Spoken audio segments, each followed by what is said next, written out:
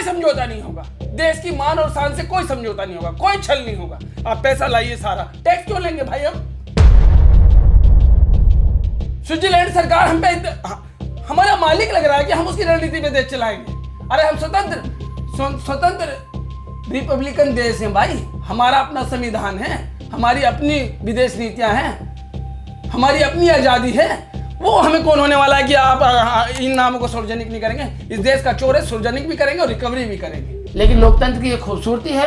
Doctor Ram Manohar Lohia कहते थे जब सड़कें सूनी हो जाएंगी तो संसद आवारा हो जाएगी, इसीलिए सड़कों पे हमेशा टकराव की स्थिति बनी रहनी चाहिए। संवाद मतलब लोकतंत्र में अपनी बात रखने के लिए आपको सड़क पर अगर आना पड़े तो कोई अपराध नहीं है। शिक्षा को लेके जो इस देश का एक महान पर्यावरण एक्टिविस्ट, साइंटिस्ट और ना जाने कितने इनोवेशन किए भारतीय सेना के लिए भी, वो 59 साल का व्यक्ति, दुनिया में सम्मान जिसका है, वो अपने देश में एक शारीरिक पीड़ा से जूझ रहा है। 10-15 दिन से कुछ खाया नहीं है और सरकार के बेहुदा और बदतमीज लोग IT सेल पे उनके बारे में और पूरी टीम के बारे में ना जाने क्या क्या कह रही है। वर्तमान की जो सरकार है वो पूरी तरीके से व्यवस्था को चलाने में विफल है। धन, बल और छल से ये सरकार चल रही है, सारे चुनाव इससे चल रहे हैं। तो सरकार लाए ना, और सरकार इसमें जो स्विट्जरलैंड सरकार ने समझौते में एक संधि में ये कहा है कि हम ये जो डिटेल दे रहे हैं आप इसकी टैक्स रिकवरी कर लेना।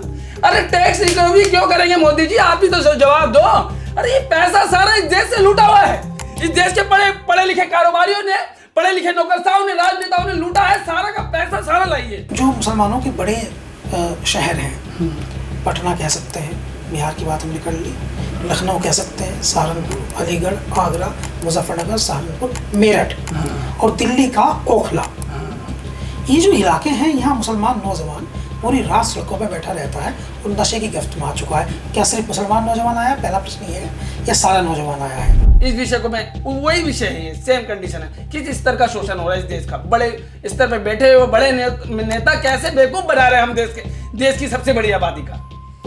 2014 से पहले बोला काला धन आएगा देश में, इतने बड़े स्तर पे आएगा कि एक एक व्यक्ति को 15-15 लाख रुपए मिल जाएंगे। नहीं चाहिए 15 लाख रुपए, आप काला धन लाइए, देश की अर्थव्यवस्था में लगाइए, देश के स्वास्थ्य क्षेत्र में लगाइए, देश के शिक्षा क्षेत्र में लगाइए, श्रमिकों के जीवन को बेहतर करने में लगाइए, महिलाओं के लिए लगाइए। आशा बेन अभी तक क्या वो जानकारी पूछा पाई 70 सालों में? आज भी ग्रामीण भारत में और शहरी स्लम में लोगों को फैमिली प्लानिंग के बारे में नहीं पता। कैसे समझाएंगे? आपकी सबसे बड़ी संस्था है, समझ रहे? तो कहने का मतलब है जो 2014 से पहले सीना पीटते थे उन्होंने काले धन पे चर्चा करना बंद कर दी। और मियां हम इनसे बिल्कुल नहीं डरते। कहते हैं विपत्ति जब, रामधारी सिंह दिनकर की लाइन है, विपत्ति जब आती है, सत्य है विपत्ति जब आती है, कायर को ही दिलाती है, सूरमा नहीं विचलित होते, चंद नहीं एक धीरज खोते, विघ्नों को गले लगाते हैं, कांटों पे राह बनाते हैं। तो हम इनसे डरने वाले नहीं, हमसे कभी नहीं डरे। और जब आप CNRC आंदोलन की बात करें तो मैं बताऊं, वो मेरी जिंदगी का दूसरा आंदोलन था। मैंने उस दरमियान इस देश की दूसरी सबसे बड़ी आबादी को अनाथ महसूस किया था, बेबस महसूस किया था।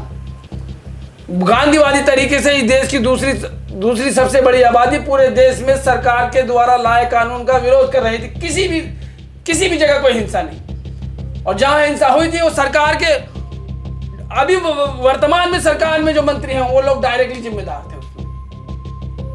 रिकॉर्ड पे है, वक्त बदलेगा सब कुछ सामने आएगा। कहते हैं बुराई की रात कितनी लंबी हो लेकिन एक दिन तो उजाला आएगा ही आएगा, समझ रहे? उस टाइम ऐसा था CNRC के प्रोटेस्ट में ना कोई किसान आंदोलन हमें सपोर्ट कर रहा, ना कोई सामाजिक आंदोलन हमें सपोर्ट कर रहा, कोई संगठन सपोर्ट नहीं कर रहा। अकेले चंद्रशेखर एक भीम आर्मी थी जो उस आंदोलन को सपोर्ट कर रही थी, बाकी सब अपना पल्ला झाड़ने पे थे। कांग्रेस से या कोई विपक्ष खुल के बोलने को तैयार नहीं था।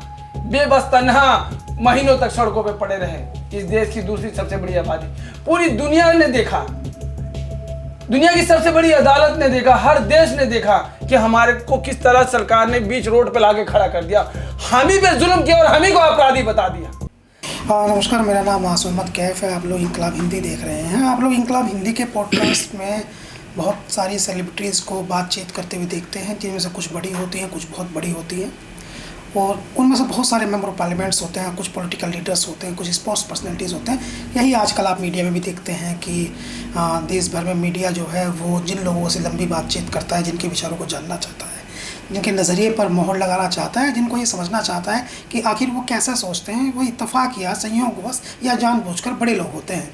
लेकिन आपके नज़रिए में, आपकी सोच में बड़ा व्यक्ति कौन होता है, ये तय करना काम होता है उन लोगों का जो जज करते हैं अपने तरीके से, अपने अपने प्रतिनिधित्व को चुन करके।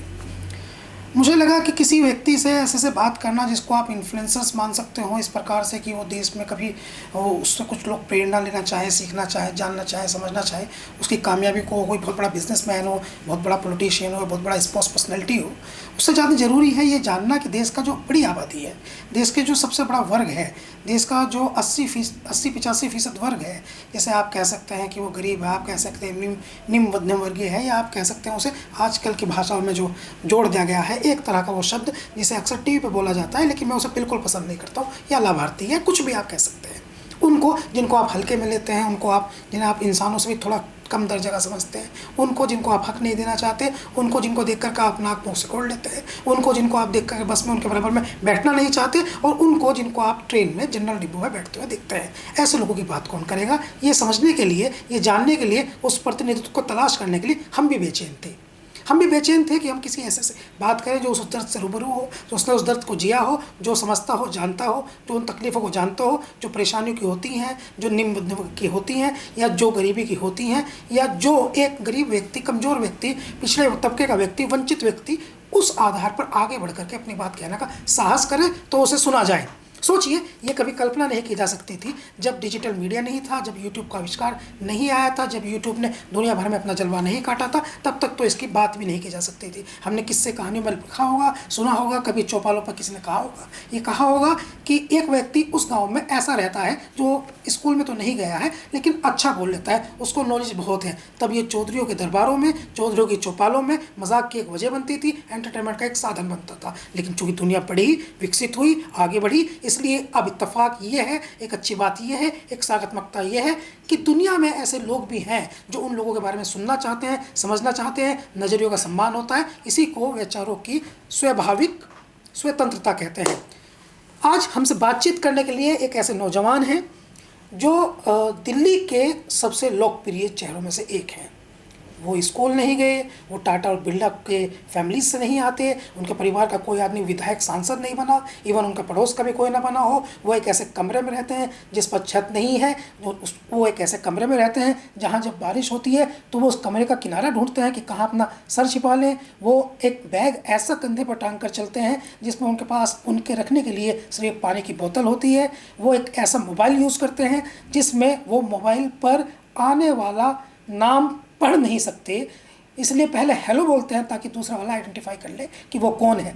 इस सब के बावजूद इस एक नौजवान ने, जो 35 साल के हैं मगर खुद ही कहते हैं कि कुछ लोग मुझे छोटू भी कह देते हैं, तो इस नौजवान ने पिछले कुछ दिनों में या कुछ महीनों में, लेकिन पिछले कुछ दिनों में ज़्यादातर बहुत सारे लोगों को एक बहुत बड़ा मैसेज दे दिया है। वो मैसेज कई तरह का है और उस मैसेज ने बहुत सारे लोगों की रगों को थोड़ा गोज़बम्प जिसे हम कहते हैं वो कर दिया है। बहुत स्वागत है आपका इरफान साहब, कैसे हैं आप? सबसे पहले इनकलाब हिंदी के मंच पे मुझे बुलाने के लिए आपने ब्रॉडकास्ट में, इस एयर कंडीशन रूम में, मैं एक श्रमिक हूँ और मजदूर हूँ, मैं ऐसी जगह पे भाई पहली बार आया हूँ, इसीलिए तहे दिल से आपका अभिनंदन करता हूँ और आपके दर्शकों को जय श्री कृष्णा, सलाम से सकाल, जय भीम। मैं मोहम्मद इरफान, जैसा कि आप जानते हैं कि मैं एक श्रमिक हूँ, एक मजदूर हूँ और सलम बस्ती से आता हूँ। मेरी अपनी परेशानियाँ हैं, मैं उस भारत का हिस्सा हूँ, मैं उस भारत का हिस्सा हूँ जहाँ बेबसी है, गरीबी है, परेशानियाँ हैं, दुख है और जिसे जूझ रहा है भारत। मैं एक आंकड़े के तौर पे समझा सकता हूँ मैं किस भारत से आता हूँ। एनसीआरबी का डाटा कहता है 2024 का 1,70,786 लोगों ने खुदकुशी की। उसमें 31% श्रमिक थे, दिहाड़ी मजदूर। समझ रहे सर, उसमें 31% दिहाड़ी मजदूर थे और वजह आर्थिक तंगी और मानसिक तनाव। ये वो नंबर है सर जो सरकारी रिकॉर्ड में दर्ज हुए थे। आप जिंदगी की सच्चाई को बेहतर जानते हैं कि सारे मामले थाने तक नहीं पहुंचते। और 8 से 9% छात्र थे। मरने वालों में और भी लोग थे, लेकिन सबसे बड़ा नंबर श्रमिकों का था, मजदूरों का था। आप और मैं जब जितनी देर में बात कर रहे हैं उतनी देर में 1 मिनट में 3 व्यक्ति जान दे रहे हैं। प्रतिदिन 467 लोगों की जान जा रही है खुदकुशी से। कैसा भारत है, कैसा डंका बज रहा है, कैसा अमृतकाल चल रहा है। क्यों ना करें अपनी बातें। यह एनसीआरबी का डाटा है, आप इसे वेरीफाई कर सकते हैं। मैंने 4 बार गूगल से पूछा है कि आप श्योर हैं इस डाटा पे। उन्होंने कहा मैं आधिकारिक रूप से आपको ये डाटा दे रहा हूँ, सच है। और ये मैं आपके इनकलाबी हिंदी के मंच पे ये बात दोहराता हूँ। मैं क्या कहता हूँ सर, न्यूनतम मजदूरी अधिनियम 1948 8 घंटे की ड्यूटी 4 छुट्टी की बात करता है। अब ये बहुत पुराना हो गया सर। अब देश की श्रमिक आबादी को बेहतर कानून की जरूरत है। हर राज्य में अपनी न्यूनतम मजदूरी है। दिल्ली सबसे ज्यादा दे रहा है और दिल्ली कैपिटल होने के बाद भी यहाँ बड़े स्तर पे मजदूरों का शोषण हो रहा है। इंडिया टुडे की पूरी टीम मेरे घर गई, उन्होंने देखा 6 से 8 हजार रुपए महिलाओं को मिल रहे हैं, पुरुषों को 10 से 13-14 हजार रुपए मिल रहे हैं। और महिलाओं से बदतर पुरुषों की स्थिति इसलिए है क्योंकि कई जगह ऐसी कंडीशन है जहां ओवर टाइम और नाइट के पैसे भी नहीं मिले, सिर्फ रोटी खिला देते। 400 रुपए की मजदूरी में या 500 रुपए की जीविका में आप मुझसे कहते हैं संसार की सारी जरूरतों के साथ चलो, कैसे मुमकिन है? अरे मनुष्य, हम समझते हैं कि जो पशु घास खाता है उसको इतनी यातना है, मैं तो रोटी खाता हूं, मुझे कितनी झेलनी पड़ेगी। लेकिन भारत का संविधान कहता है हम भारत के लोग भारत को एक संपूर्ण प्रभुत्व संपन्न समाजवादी धर्मनिरपेक्ष लोकतांत्रिक गणराज्य बनाने के लिए तथा उसके समस्त नागरिकों को सामाजिक आर्थिक राजनीतिक न्याय विचार अभिव्यक्ति की स्वतंत्रता प्राप्त कराने के लिए सबकी बात कर रहे हैं ना, हर चीज की, आर्थिक राजनीतिक सामाजिक। हम भारत के लोग, पीपल ऑफ इंडिया।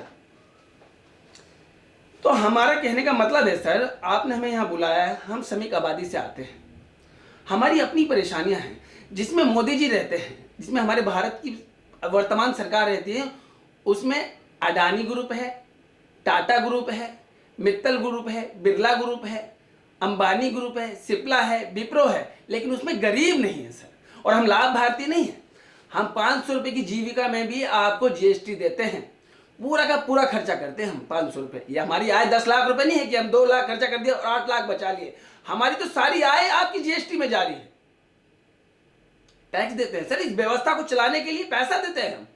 और हम फिर हम ही पे तोमत डाल देते हैं कि हम लाभ भारती, हम ये दे रहे हैं। आपको लगता है क्या देश के सभी श्रमिक और गरीब आयुष्मान के दायरे में आते हैं? आप तो राशन कार्ड पे आधारित लोगों को न दे रहे हैं, आयुष्मान कार्ड बीपीएल पे जो आधारित नाम है उन पे दे रहे हैं ना, उन्हीं लोगों को दे रहे हैं ना। मैं कहता हूं सभी लोगों को दिया जाए।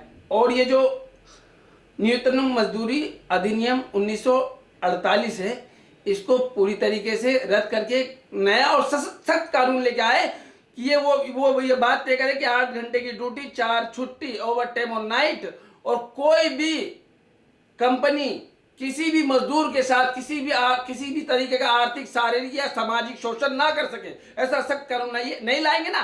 कारपोरेट की तरफ, आप पूंजीवाद की तरफ जो कहा वो चंदा देते हैं मोटा। आपको सर खुल के कह रहे हैं, गरीब तो आपको वोट देता है और गरीब को तो आप ठग सकते हैं ना, लुभा सकते हैं, धर्म में, जाति में, किसी चीज में भी लुभा सकते हैं ना उसे।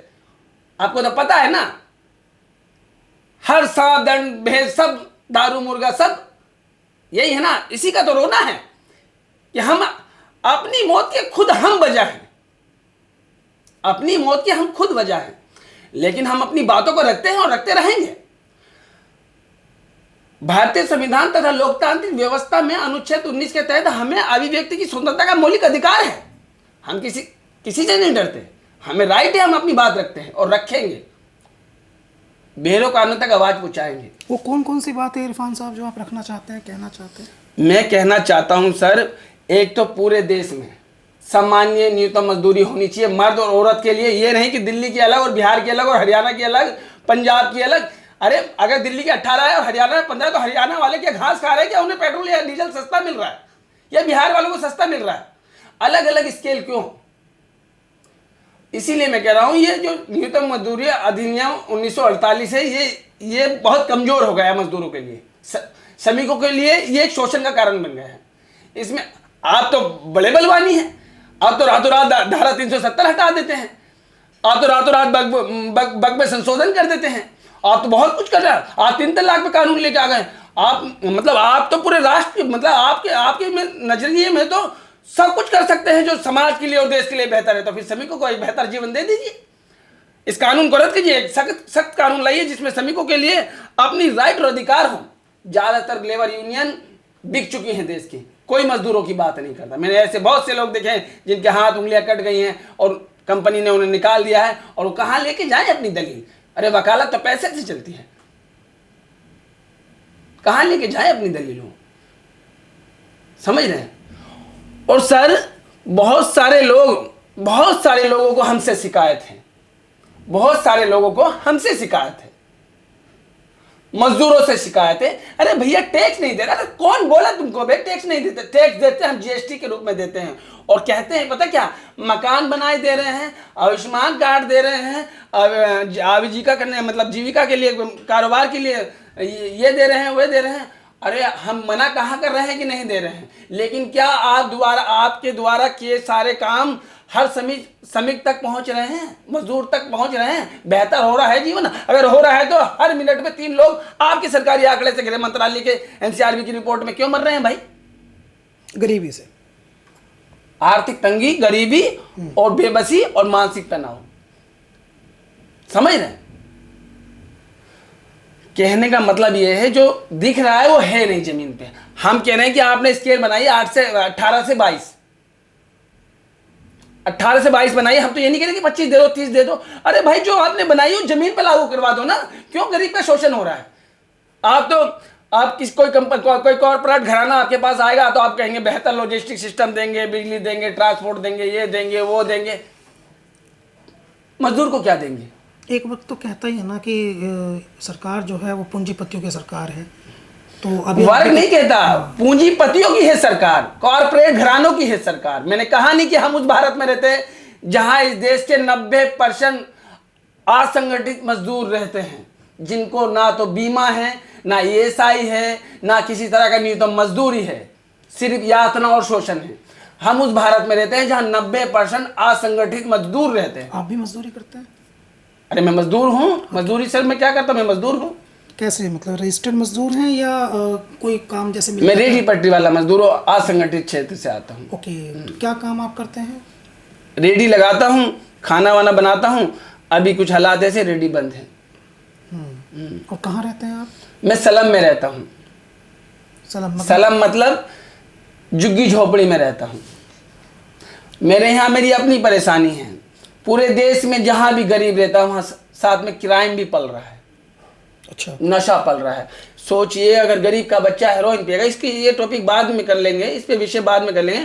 पहले सर ये बताइए कि ये जो न्यूनतम मजदूरी हम कह रहे हैं 18 से 22 है, महिला और पुरुष में समान होनी चाहिए। आप कहते हैं कि हम महिलाओं को 50% मेंबर ऑफ पार्लियामेंट आरक्षित करेंगे, गरीब की महिलाओं को उसका वाजिब पैसा नहीं देंगे, उसकी मेहनत नहीं देंगे। संपन्न महिलाओं को आप 50% महिलाओं को आरक्षित कर देंगे, मेंबर ऑफ पार्लियामेंट बना देंगे। लेकिन अगर कोई गरीब की महिला कमर पे बच्चे को बांध के अपनी मेहनत मजदूरी कर रही है, अपने परिवार का सहारा बन रही है, उसको उसकी मजदूरी नहीं देंगे। ये महिला को कम मजदूरी क्यों मिलती है? महिला को कम मजदूरी इसलिए मिलती है कि सरकारी अधिकारियों की साठगांठ और लेबर यूनियन की साठगांठ, करप्शन भरा हुआ है। कहते हैं ना कि कम काम करती है, क्षमता कम होती है, या जानबूझ करके एक साजिश के तहत तो उनको कम पैसा दिया जाता है? ये सवाल तो सरकार से पूछा जाना चाहिए ना कि भाई देश के, भारत की राजधानी के अंदर जब इतने बड़े स्तर पे पुरुषों के साथ, महिलाओं के साथ आपके जो न्यूनतम मजदूरी है वो भी नहीं मिल रही, इतना बड़ा शोषण हो रहा है, आर्थिक शोषण हो रहा है, सामाजिक शोषण हो रहा है, शारीरिक शोषण हो रहा है, तो इसके लिए विषय में आप क्या कर रहे हैं? दिल्ली सरकार से पूछिए, केंद्र सरकार से पूछिए, जिम्मेदारी वो तय करेंगे, उनकी जिम्मेदारी है। हम तो आवाज ही नहीं उठा सकते, अपने स्तर पर अपनी बात ना रख सकते हैं। आपकी बात वहाँ तक पहुँची, या आपके कोई संगठन, जैसा आपने कहा कि कुछ संगठन ऐसे हैं जो अब सरकार के नज़दीकी हो चुके हैं, उनसे प्रभावित होने लगे? ठीक, मैं कहता हूँ कि सारी लेबर यूनियन ऐसी नहीं है। लेकिन जिनके नंबर बहुत कम हैं वो बहुत बड़ी लड़ाई नहीं लड़ सकते, और जो लड़ रहे हैं वो जेलों में सड़ रहे हैं। समझ रहे हैं? जो लड़ रहे हैं वो जेलों में सड़ रहे हैं। तो कुल मिला के कहने की बात यह है कि मैं आपसे कहूं कि बहुत सारे सवाल और लोगों के बीच में है कि क्या दे दे इरफान जिससे तुम्हारा मसला हल हो जाए। तो बाबा, इस देश को हमने नहीं लूटा, ना हम तुमसे कुछ मांग रहे हैं, हम अपना अधिकार मांग रहे हैं। जो मेहनत करिए, 8-10 घंटे की ड्यूटी करिए, जो आपने जो तय करी है सरकारी स्तर पे स्केल, हमें वो दे दीजिए। साहब 2014 से पहले यही सरकार, गौर से सुनिएगा, आपके तमाम साथियों को मैं कह रहा हूँ, 2014 से पहले यही सरकार के तमाम बड़े नेता, मेरे प्रधानमंत्री सीना पीटते थे, हाय काला धन, हाय काला धन, 15 लाख आ जाएंगे, 15 लाख आ जाएंगे। मैं 15 लाख का पेरिकार नहीं हूं कि 15 लाख आने चाहिए। मैं कहता हूं इस देश के गरीब को बेहतर शिक्षा, स्वास्थ्य और देश में अर्थव्यवस्था में लग सकता है वो पैसा, लोगों की जिंदगी को बेहतर करने में लग सकता है वो पैसा। सरकार काले धन पे बात करना छोड़ गई, खाली ये कह दिया कि वो तो जुमला था। अरे जुमला था 15 लाख रुपए का, काला धन तो था ना भाई। गौर से सुनिएगा इस विषय को, मैं वही विषय है, ये सेम कंडीशन है। किस स्तर का शोषण हो रहा है इस देश का, बड़े स्तर पे बैठे हुए बड़े नेता कैसे बेवकूफ बना रहे हैं हम देश की सबसे बड़ी आबादी का। 2014 से पहले बोला काला धन आएगा देश में, इतने बड़े स्तर पे आएगा कि एक एक व्यक्ति को 15-15 लाख रुपए मिल जाएंगे। नहीं चाहिए 15 लाख रुपए, आप काला धन लाइए, देश की अर्थव्यवस्था में लगाइए, देश के स्वास्थ्य क्षेत्र में लगाइए, देश के शिक्षा क्षेत्र में लगाइए, श्रमिकों के जीवन को बेहतर करने में लगाइए, महिलाओं के लिए लगाइए। आशा बेन अभी तक क्या वो जानकारी पहुंचा पाई 70 सालों में? आज भी ग्रामीण भारत में और शहरी स्लम में लोगों को फैमिली प्लानिंग के बारे में नहीं पता। कैसे समझाएंगे? आपकी सबसे बड़ी संस्था है, समझ रहे हैं? तो कहने का मतलब है जो 2014 से पहले सीना पीटते थे, उन्होंने काले धन पे चर्चा करना बंद कर दी। बात सुनने को कैसे कर बंद कर दी? जो जितने चोर थे वो सारे घर में आ गए, समझ रहे? जितने चोर थे सारे भाजपा में आ गए, और वो जो भाजपा जिनका पैसा स्विस बैंक में है वो सारे भाजपा में है। तो भाजपा उनका विरोध करेगी क्या? कांग्रेस के लोग जो पूरे सरकार से मैं बता रहा हूं आपको, शामिल हो गए, मेरी बात सुनिए। जब काले धन पे जब इसे रिजेक्ट कर दिया तो विपक्ष ने भी, हमारी बदकिस्मती ऐसी रही, विपक्ष ने भी इस पे बोलना छोड़ दिया। 2016 में दिल्ली के अंदर वित्त मंत्रालय की ओर से बतौर अध्यक्ष सुनील चंद्रा जी ने स्विट्जरलैंड सरकार से एक संधि की काले धन को लेके। ठीक है, 18 में लागू हो गई, 19 में आने लग गई। काला धन नहीं आया, जानकारी आई। उस पे भी इसमें एक शर्त थी कि जो जानकारी या डिटेल हम आपको बैंक डिटेल भेजेंगे ना, उसको अपने देश में सार्वजनिक मत करना उस नाम को। अरे किस बात का डर भाई, किस बात का डर? आप तो कह रहे हैं विश्व डंका बज रहा है, दुनिया हमारी वाहवाही कर रही है। अरे अमेरिका में ओबामा की सरकार आई, उन्होंने कहा हम अपने बाजार और अपने आपके बैंकिंग लाइसेंस रद्द कर रहे हैं, वरना आप हमें पूरा डिटेल दो। तो 4000 से ज्यादा खाते भेज दिए। 100 साल पुरानी गोपनीयता को तोड़ा स्विट्जरलैंड सरकार ने, जो सारी दुनिया को ये कहती है भाई हम अपनी गोपनीयता से समझौता नहीं कर सकते। अमेरिका ने एक झटका दिया, उसकी गोपनीयता उसके रखी रह गई। उनने अपने सारे जो अमेरिकी व्यापारियों के काला धन या राजनेताओं का काला धन था उसकी सारी डिटेल सौंप दी। और अमेरिका ने पता क्या क्या 6500 करोड़ रुपए का, 6500 करोड़ रुपए का, सॉरी 6500 करोड़, 6500 करोड़ रुपए का उस पर जुर्माना लगा दिया कि भाई तूने हमारे लोगों का पैसा और खाता रखा क्यों? ये होती है। और ये जानकारी लिया है, और जानकारी लाने के बाद चुप, सार्वजनिक नहीं करेंगे। 19 से लेकर हर साल 10 साल क्या बतौर नागरिक, इस देश का एक जिम्मेदार नागरिक, एक श्रमिक होने के नाते मेरा ये सवाल नहीं बनता उन चोरों के नाम सार्वजनिक करो देश के अंदर जिन्होंने इस देश को लूटा है। अरे मेरे भाई, हमने इस देश को नहीं लूटा, इस देश के पढ़े लिखे नौकरशाहों ने, राजनेताओं ने, बड़े कारोबारियों ने और धनवान लोगों ने इस देश को लूटा है, 2014 से पहले भी और 2014 के बाद भी। हमने नहीं लूटा है, हम तो राष्ट्र निर्माण में अपना खून पसीना मांस हड्डी सब लगा रहे हैं। अरे हमने नहीं लूटा है, आज भी लूटा जा रहा है, पहले भी लूटा था। पैसा पहले भी जा रहा था बाहर, आज भी जा रहा है। अभी पिछले हफ्ते जिस देश में जिस देश में 20 रुपए के डायपर के ना होने से महामारी की बीमारियों से ग्रसित महिलाओं की इतनी बड़ी संख्या है, उस देश में किसी के घर से किलो के हिसाब से सोना निकले, एक अधिकारी के घर से करोड़ों की संपत्ति निकले। सोच लो, वो एक आदमी अभी उत्तर प्रदेश में एक अधिकारी पकड़ा गया। सोचिए कितने बड़े स्तर पे पिछले इतने सालों से काला धन अलग अलग देशों में गया है। तो सरकार लाए ना, और सरकार इसमें जो स्विट्जरलैंड सरकार ने समझौते में एक संधि में ये कहा है कि हम ये जो डिटेल दे रहे हैं आप इसकी टैक्स रिकवरी कर लेना। अरे टैक्स रिकवरी क्यों करेंगे मोदी जी, आप भी तो जवाब दो। अरे ये पैसा सारा इस देश से लूटा हुआ है, इस देश के पढ़े लिखे कारोबारियों ने, पढ़े लिखे नौकरशाहों ने, राजनेताओं ने लूटा है। सारा का पैसा सारा लाइए, कोई समझौता नहीं होगा, देश की मान और शान से कोई समझौता नहीं होगा, कोई छल नहीं होगा। आप पैसा लाइए सारा, टैक्स क्यों लेंगे भाई हम? स्विट्जरलैंड सरकार हम पे हमारा मालिक लग रहा है कि हम उसकी रणनीति पे देश चलाएंगे। अरे हम स्वतंत्र रिपब्लिकन देश हैं भाई, हमारा अपना संविधान है, हमारी अपनी विदेश नीतियां हैं, हमारी अपनी आजादी है। वो हमें कौन होने वाला है कि आप इन नामों को सार्वजनिक नहीं करेंगे? इस देश का चोर है, सार्वजनिक भी करेंगे और रिकवरी भी करेंगे। गलत है क्या सर? मैं गलत बोल रहा हूँ क्या? नहीं, ठीक है, आप तो अपनी बात को कंटिन्यू रखिए। मैं जानबूझकर आपको नहीं रोक रहा हूँ।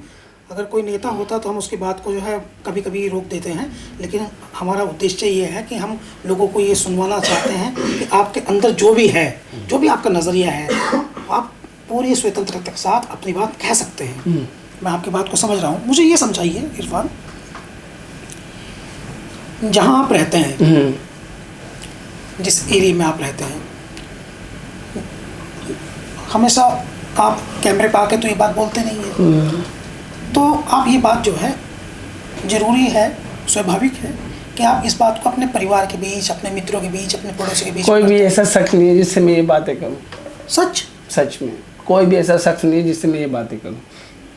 ये बातें मैं सिर्फ अपने आपके मंच के माध्यम से, औरों के मंच के माध्यम से, इस देश की तमाम श्रमिक आबादी से करता हूँ। तो जब आप उनके बीच में होते हैं, क्योंकि एक्चुअली हमारा सिंपल बताएं कि हमारा उद्देश्य मात्र ये नहीं है कि हम दूसरे लोगों से बिल्कुल अलग सोच रहे हैं। हमारा उद्देश्य ये बिल्कुल नहीं है कि जिस तरह से आपको देखा जा रहा है, आप वायरल हो गए तो आप हमारे यहाँ वायरल हो जाएं और हमारे 10-20 मिलियन व्यूज़ हो जाएं। इसमें हमारा इंटरेस्ट नहीं है। हमारा इंटरेस्ट है आपको समझने में। जी सर।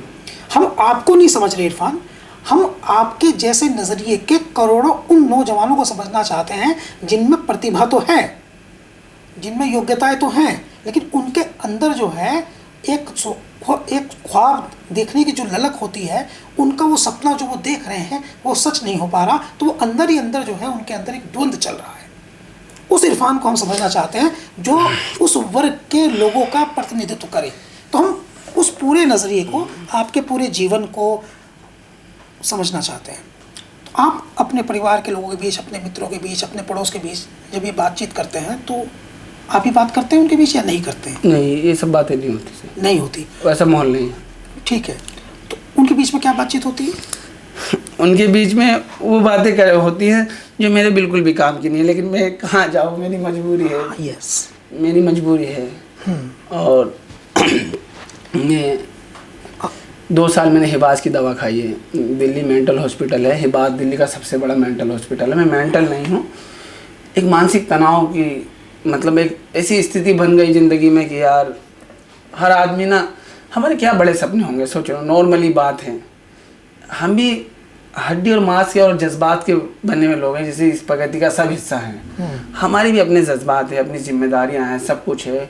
अगर हम पूरी ईमानदारी से सब कुछ करने के बाद भी हम अपनी घर की ज़रूरतों को भी पूरा नहीं कर पा रहे हैं, तो एक ना कहीं एक दुख और एक पीड़ा शरीर में रहती है। और पूरा अस्पताल भरा पड़ा है, पूरा अस्पताल आप समझ लीजिए एक कॉलोनी जितना बड़ा अस्पताल है हिबास। अगर कभी गए होंगे आप तो एक कॉलोनी जितना बड़ा अस्पताल है, पूरा अस्पताल भरा हुआ है, सब एंजाइटी की दवाएं खा रहे हैं। कितनी परेशानियां हैं यार लोगों की ज़िंदगी में। ये चमक दिखाते हैं। समझ रहे, वर्तमान की जो सरकार है वो पूरी तरीके से व्यवस्था को चलाने में विफल है। धन, बल और छल से ये सरकार चल रही है। सारे चुनाव इससे चल रहे हैं। हमारी ज़रूरतें क्या बोल सकते हैं सर, क्या बताएं आपको हमने इसलिए, देखिए जो आपके मन में है आप बोलिए, जो आपकी तकलीफ़ है आप कहिए।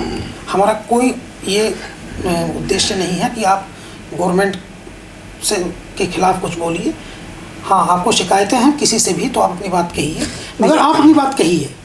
हम आपको समझना चाहते हैं और आपके ज़रिए से हम उन लोगों को समझना चाहते हैं जिनकी तकलीफ़ें आपकी जैसी हैं। सर देखिए, और बताना भी चाहते हैं हम। हमारा जो मुख्य उद्देश्य है वो ये है कि जो भी हमें देख रहा है, जो भी हमें देख रहा है वो ये समझे कि उसे सिर्फ शाहरुख खान और अक्षय कुमार को समझने की आवश्यकता नहीं है, उसको इरफान को भी समझने की आवश्यकता है। वो भी दुनिया का एक हिस्सा है।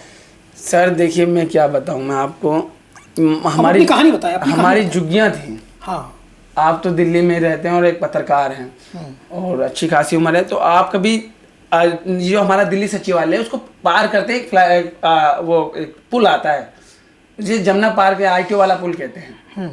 पहले एक लोहे वाला पुल था, एक ये चुंगी वाला पुल था अभी। तो उस पुराने पुल को पार करते थे तो झुग्गियां आती थी, ठोकर नंबर 8 की हाथी वाली झुग्गियां लक्ष्मी नगर में। वहाँ मेरा जन्म 1992 में, सर मेरा जन्म हुआ 1992 में। और बर्फ़ का कारोबार अब्बा का वहाँ था, मेरे पापा का कारोबार में बर्फ़ का था। और खेलकूद में जमुना के आसपास रहते थे, तो मतलब ज़िंदगी वैसे ऐसी गुजरी। पापा मम्मी इतने समझदार और शिक्षित थे तो नहीं, स्कूलों का तो सभी यहाँ, लेकिन छोटी सी उम्र में सब कुछ हुआ। और अभी वो फ़ोटो घर में रखी हुई है जब मैं छोटे से मैं बच्चे में बर्फ़ बेच रहा हूँ, पापा के सहयोगी के तौर पर। हाँ, बर्फ़ बेचने लगा। चालाकी तो बचपन से थी इन चीज़ों की सोच मुझे अभी भी याद है कि हमारे यहाँ डॉक्टर सुकुमार वालिया हमारे विधायक होते थे, तो हमारा घर, हमारी झुग्गी जो रोड पे थी, तो वहीं पे उनका कैंप लगता था, माइक वगैरह लगते थे, प्रचार के सामान आते थे। तो ये भाजपा के नेता नवीन कुमार नहीं है, नवीन कुमार, उनके अपोजिट 2-3 बार चुनाव लड़े और तीनों बार हारे। नवीन कुमार लक्ष्मीनगर सीट से, आपको नाम समझ आ रहा हो तो, भाजपा के नेता एक मामले में बहुत चर्चित हो गए थे तो उनको वो जो है 2-3 बार उनसे चुनाव हारे। तो वो जब ऐसी बात घर में बड़ा वाला भाई और पापा वगैरह करते थे, मैं बीच में मैं भी बोलता था तो वो डांट देता था, चुप, छोटा था ना मैं, डांट देता चुप। तो इन चीज़ों को ऐसे, और नंगे चले जाते थे हम उनकी कोठी पे। बहुत मिलनसार नेता थे और कांग्रेस के गद्दावर नेता थे। जो मैं कह रहा हूँ ये सच है, कभी भी ज़मीन पर टटोल लेना। सारी झुग्गी ऐसे चले जाते थे जैसे कि अपने घर में चले जाते हैं। एक वीरेंद्र करके पिए होते थे, जो मर्जी मांगे थे, चाय पानी बिस्किट नमकीन सब मिल जाता था, और कभी चुनाव नहीं हारे थे। इसीलिए फिर उम्र भी एजिड हो गए थे, अब तो निधन कर गए। तो ये चीज़ें थी। फिर झुग्गी टूटी हमारी 2006 के 6ठे महीने में। झुग्गी टूटी, हम सलम में या सावदा में आए, सावदा वीरान। अब सबसे बड़ी बात क्या है पता है, हमारे लक्ष्मी नगर में वहाँ का मतलब बोल चाल सब कुछ सेम था। और हरियाणा के बॉर्डर पे गए, वहाँ का रहन सहन और बोल चाल सब अलग, लोग भी अलग है ना। मतलब एक बंजर ज़मीन पे हमें सरकार ने भेज दिया, और वो मेन हाईवे से 4 किलोमीटर अंदर एक ही रास्ता कॉलोनी में जाने का और आने का। ये नहीं कि कई कॉलोनी में कई रास्ते होते जाने आने के, ऐसा कुछ नहीं। एक ही रास्ता कॉलोनी में जाने का और एक ही रास्ता आने का। और वहाँ लक्ष्मी नगर जैसे पॉश एरिया में रोजगार, मतलब सर पे रख के नींबू बेचने चले जाए तो आदमी 100-200 कमा ले। आप जानते हो कितना पॉश एरिया लक्ष्मी नगर। फिर हमें भेज दिया बिल्कुल घेवरा सावदा जैसे कॉलोनी। वहाँ दूर से दूर तक कुछ मतलब बिल्कुल ही ऐसा लगा कि यार दोबारा से बिहारी आ गए क्या लेकिन बहुत सारी परेशानियाँ हुई। कई दफ़ा ना दाल में पानी मम्मी ने ज़्यादा डाल दिया। कई दफ़ा सब्जियां भी ना नॉनवेज समझ के खाई, समझ मन में भाव ले लिया कि हम नॉनवेज खा रहे हैं, खा सब्जी रही थी, आलू को अपना गोश्त समझ लिया। परेशानी थी। एक थैली थी, वो थैली लेके निकल जाते थे कहीं से 100-200 रुपये का कुछ ढोवा ले, कोई उठवा ले, ईंट पत्थर कुछ भी करवा ले, या कोई सवारी बन के आ जाए। फिर धीरे धीरे वसीकत होने लगी, लोग रहने लगे, सब कुछ अच्छा होने लगा। फिर बर्फ़ की दुकान, अच्छा मतलब क्या, जीविका चलने लगी, रोटी पानी चलने लगी, खाने पीने लगे। वो GMR दिल्ली एयरपोर्ट जो चला रही है ना, उसकी एक संस्था है वारालक्ष्मी फाउंडेशन, उन्होंने हमें हायर किया। सभी झुग्गी वालों को नहीं, कुछ बच्चों को। ओके। और उसमें मेरा भी नाम था। क्या कराना चाहती थी उनसे वो? उन्होंने 3 महीने प्रैक्टिस करवाई। किस लिए? कि कोई काम सीख लो टेक्निकली और हम यहीं रख लेंगे आप लोगों को। तो उन्होंने वहाँ गाड़ी वाड़ी का काम होता था, उनकी वर्कशॉप है TMT वर्कशॉप है, न्यू कस्टम हाउस के सामने, gate number 6 Indira Gandhi airport है ना, वहाँ अब भी है वो वर्कशॉप। तो वो ले गए, तो वो उन्होंने हमें 3 महीने तक किराया दिया, हमारी कंडीशन जानते थे आने जाने का, और खाने पीने का भी खर्चा दिया। हाँ, वो एक ट्रस्ट है। और 3 महीने के बाद नीली वर्दी पहना के हमें उड़ान भवन ले गए, उनका हेड ऑफिस है GMR का, उड़ान भवन। वहाँ ले जाने के बाद वर्तमान के CEO साहब जो थे उस कंपनी के, वो आए, उन्होंने हमें वेस्ट ऑफ लक कहा अपने वॉइस को लेके। हम बड़े खुश कि यार बड़े अधिकारी मिले हैं, और उन्होंने कुछ चॉकलेट वगैरह भी दी। और वहाँ मेरी तनख्वाह लगी 5,000। आयु कितनी थी आपकी? नहीं उम्र का लड़का था मैं, 18-19 साल की उम्र थी। नहीं उम्र का लड़का था मैं, इतना ही होगी मेरी। तो उस टाइम 2011 में अन्ना आंदोलन आया, तो वहाँ से सीधे वहीं जाने लगा मैं। अच्छा ठीक है, आप वहाँ से सीधे अन्ना आंदोलन में रामलीला मैदान, वहाँ यहीं से आंदोलन की शुरुआत हुई। हाँ, और वहाँ पे एक नारा बहुत चर्चित था। क्या? मुझे उस टाइम इतनी समझ नहीं थी। अखिल विद्यार्थी परिषद छात्र के बच्चे, उस संगठन से जुड़े हुए बच्चे नारा लगाते हैं कि देश का युवा यहाँ है, राहुल गांधी का है, मैं भी अन्ना तो भी अन्ना, नारा लगता था। और मैं घर आके बोलता था, अम्मी तुझे पता है मैं उधर से 1-2 घंटे 3 घंटे रुक के, कभी रात भी रुक गया, पता है कॉलेज लोग के बच्चों के साथ मैंने खूब नारे लगाए। समझ रहे? बच्चों के साथ पढ़ नहीं पाए कॉलेज में, नारे लगाए। नारे लगाए, और यही खुशी थी आपको? बहुत खुशी थी कि पढ़े लिखे बच्चों के साथ, हाँ। चाहे वो किसी भी विचार, सोसाइटी मिल गई, हाँ, किसी भी विचारधारा के हो, मुझे मतलब नहीं हुआ। और भैया खूब खाने पीने को मिलता था अन्ना आंदोलन में। वह फल फ्रूट ले, जूस जास ले, पूरी सब्जी ले, राजमा चावल ले, कुछ भी खा पिया फुल एक पिछले की जिंदगी से निकल के एक सामाजिक जिंदगी में, और बड़े नारे लगाते थे। विचारधारा डेवलप नहीं हुई थी? ना ऐसा कुछ, ऐसा नहीं, ऐसा बिल्कुल नहीं, नया सब कुछ ऐसा है, ऐसा चल रहा था। और फिर आंदोलनों की तरफ झुकाव होने लगा, फिर साहित्य की तरफ। अगर आपको दुनिया को समझना है, विचारों को समझना है, तो साहित्य को समझना पड़ेगा।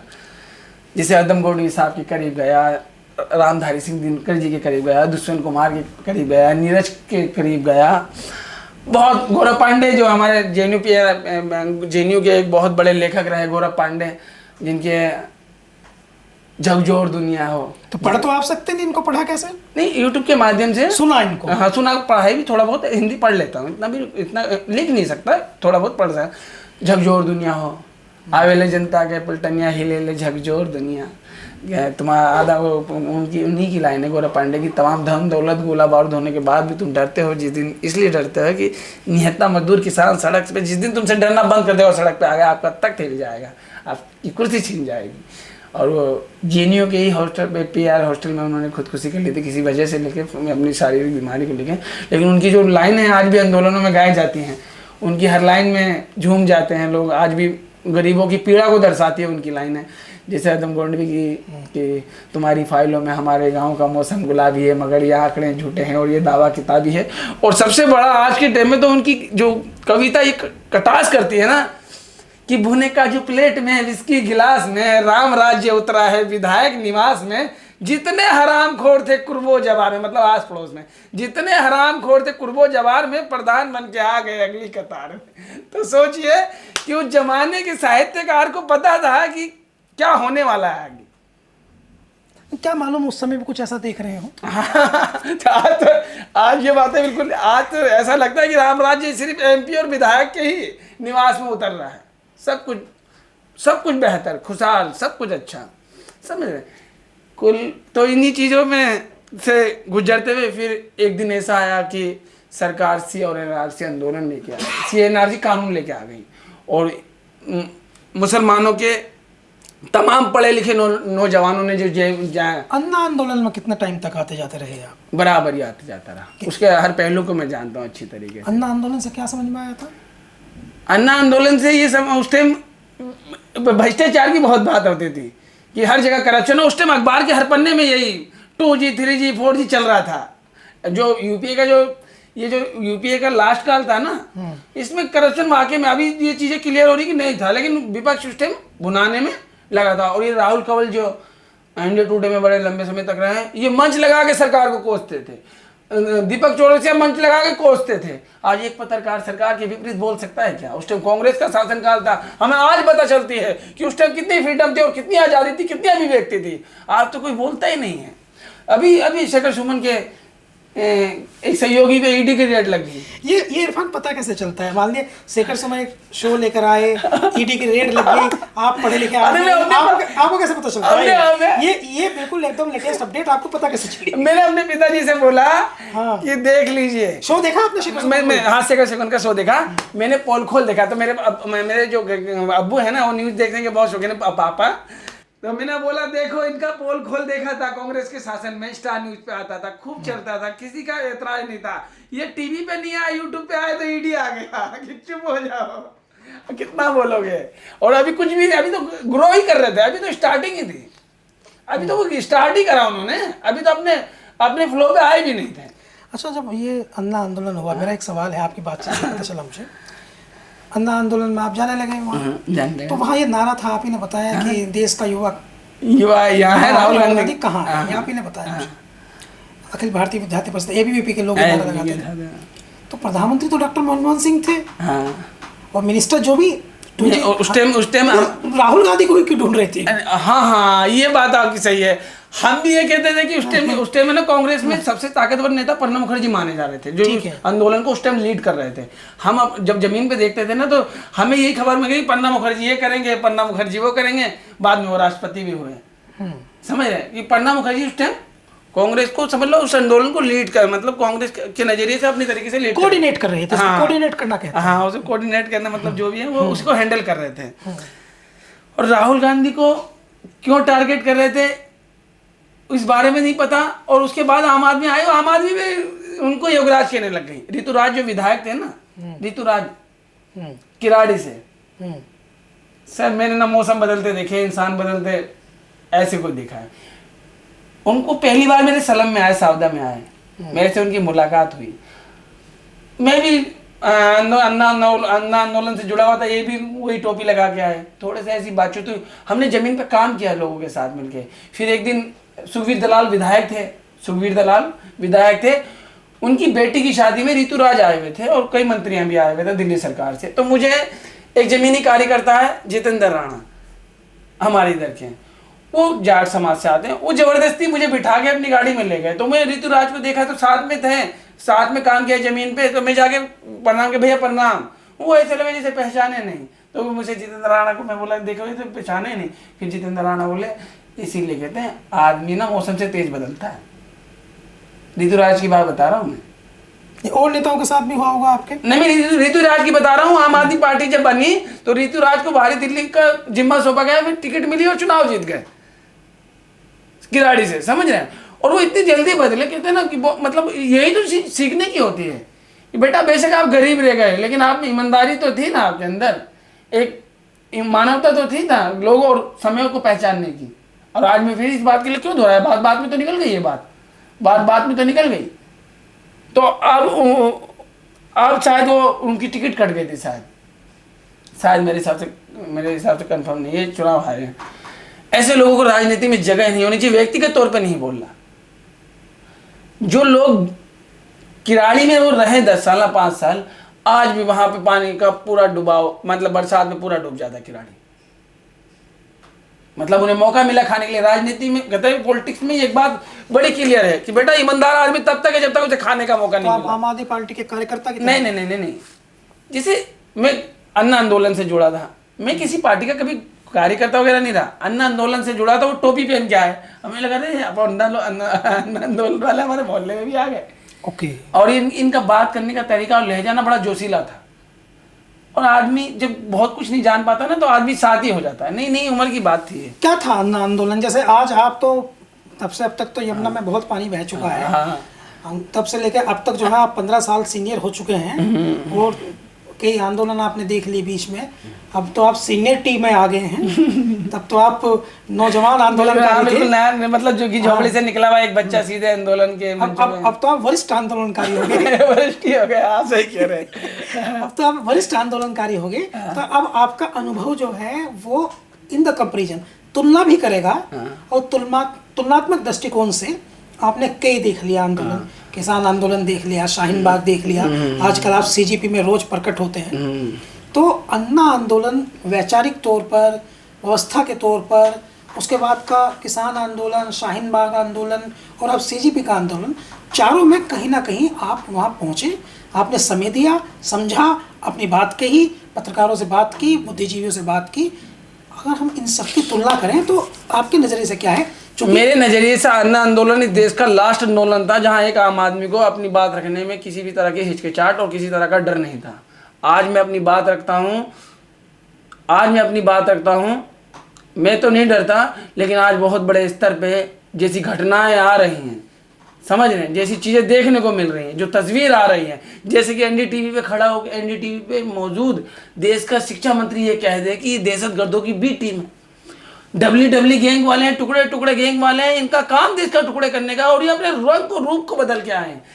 आप इतनी बड़ी पार्टी के मंत्री हैं और देश के शिक्षा मंत्री हैं, आपकी बात से प्रभावित होकर आपको फॉलो करने वाला आपका कोई कार्यकर्ता अगर उस भीड़ में मौजूद किसी व्यक्ति पे हमला कर दे, जंतर मंतर पे या जंतर मंतर से बाहर, जो अपनी बात रख रहा है किसी भी स्तर पे, कैमरे पे रखा है, ऑफ कैमरा रख रहा है, तो क्या आप इस बात की जिम्मेदारी सरकार लेगी? ये बात ही हिंसा को पैदा करती है, हिंसा को बढ़ाती है।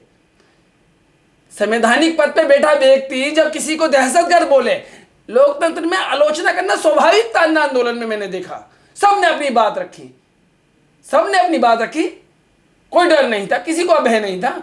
लेकिन आज ऐसा है कि जब देश का शिक्षा मंत्री कहे कि ये दहशतगर्द है, तो आप नहीं मानते? इतना बड़ा संगठन चलता है इनका, इनसे जुड़े हुए आरएसएस की युवा इकाई है, बजरंग दल के कार्यकर्ता है, फिर हिंदू वाहिनी के कार्यकर्ता है, फिर आरएसएस के कार्यकर्ता है, तमाम हिंदूवादी संगठन हैं जो सरकार को सपोर्ट करते हैं। और सरकार का मंत्री जब इस तरीके के बयान देगा, वहां पे दिए हुए किसी बयान को लेकर अगर सड़क पे, मेट्रो में, चौराहे में, गली में, मोहल्ले में, बाजार में कोई घटना होती है तो सरकार उसका जिम्मेदार लेगी।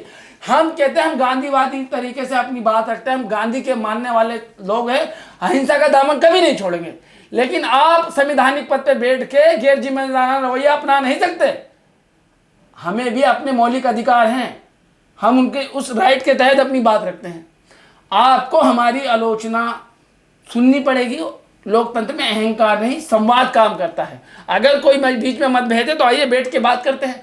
अरे सोनम वांगचुक जो जंतर मंतर पे बैठे हैं, जिनको आप दहशतगर्द बता रहे हैं और कह रहे हैं ये बी टीम है, टी टीम है, पता नहीं क्या क्या बता रहे हैं। सोनम वांगचुक आपसे कह रहे हैं कि 1002 गज का प्लॉट दे दो लुटियन दिल्ली में, 2000 गज का प्लॉट मांग रहे हैं लुटियन दिल्ली में, यूँ कह रहे हैं कि राज्यसभा की सीट दे दो या कोई मुझे मंत्रालय दे दो। वो ये तो नहीं कह रहे। वो 59 साल का व्यक्ति ये कह रहा है कि देश की लाचार शिक्षा व्यवस्था में जो ये लाचारी है इसको दुरुस्त करिए, और शिक्षा मंत्री नैतिक जिम्मेदारी लेते हुए इस्तीफा दीजिए। 20 से ज़्यादा बच्चों की जाने गई हैं। ये तो वो आंकड़े हैं जो ऊपर से लिए गए हैं, जमीनी तो बहुत भयानक है, वो मैंने पहले बता दी, समझ रहे। तो ये बातें हैं।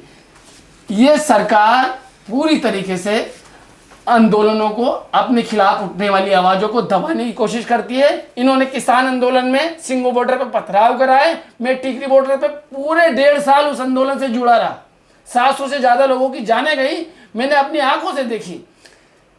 इस सरकार ने उस आंदोलन को भी अपने हर तरीके से छल बल दंड भाग सब पूरी मीडिया लगा दी, पूरे संस्थान लगा दिए, लेकिन आखिर में मजदूरों किसानों की जीत हुई और सरकार को पीछे हटना पड़ा। नरेंद्र मोदी ने आगे कहा, प्रधानमंत्री ने, कि मेरी तपस्या में कोई कमी रह गई होगी, इसीलिए मुझे क्षमा और माफ कीजिए। कैसे माफ कर देंगे? क्षमा माफी मांगने के लिए आप इंतजार कर रहे थे कि इतने लोग मर जाएं। लेकिन लोकतंत्र की ये खूबसूरती है।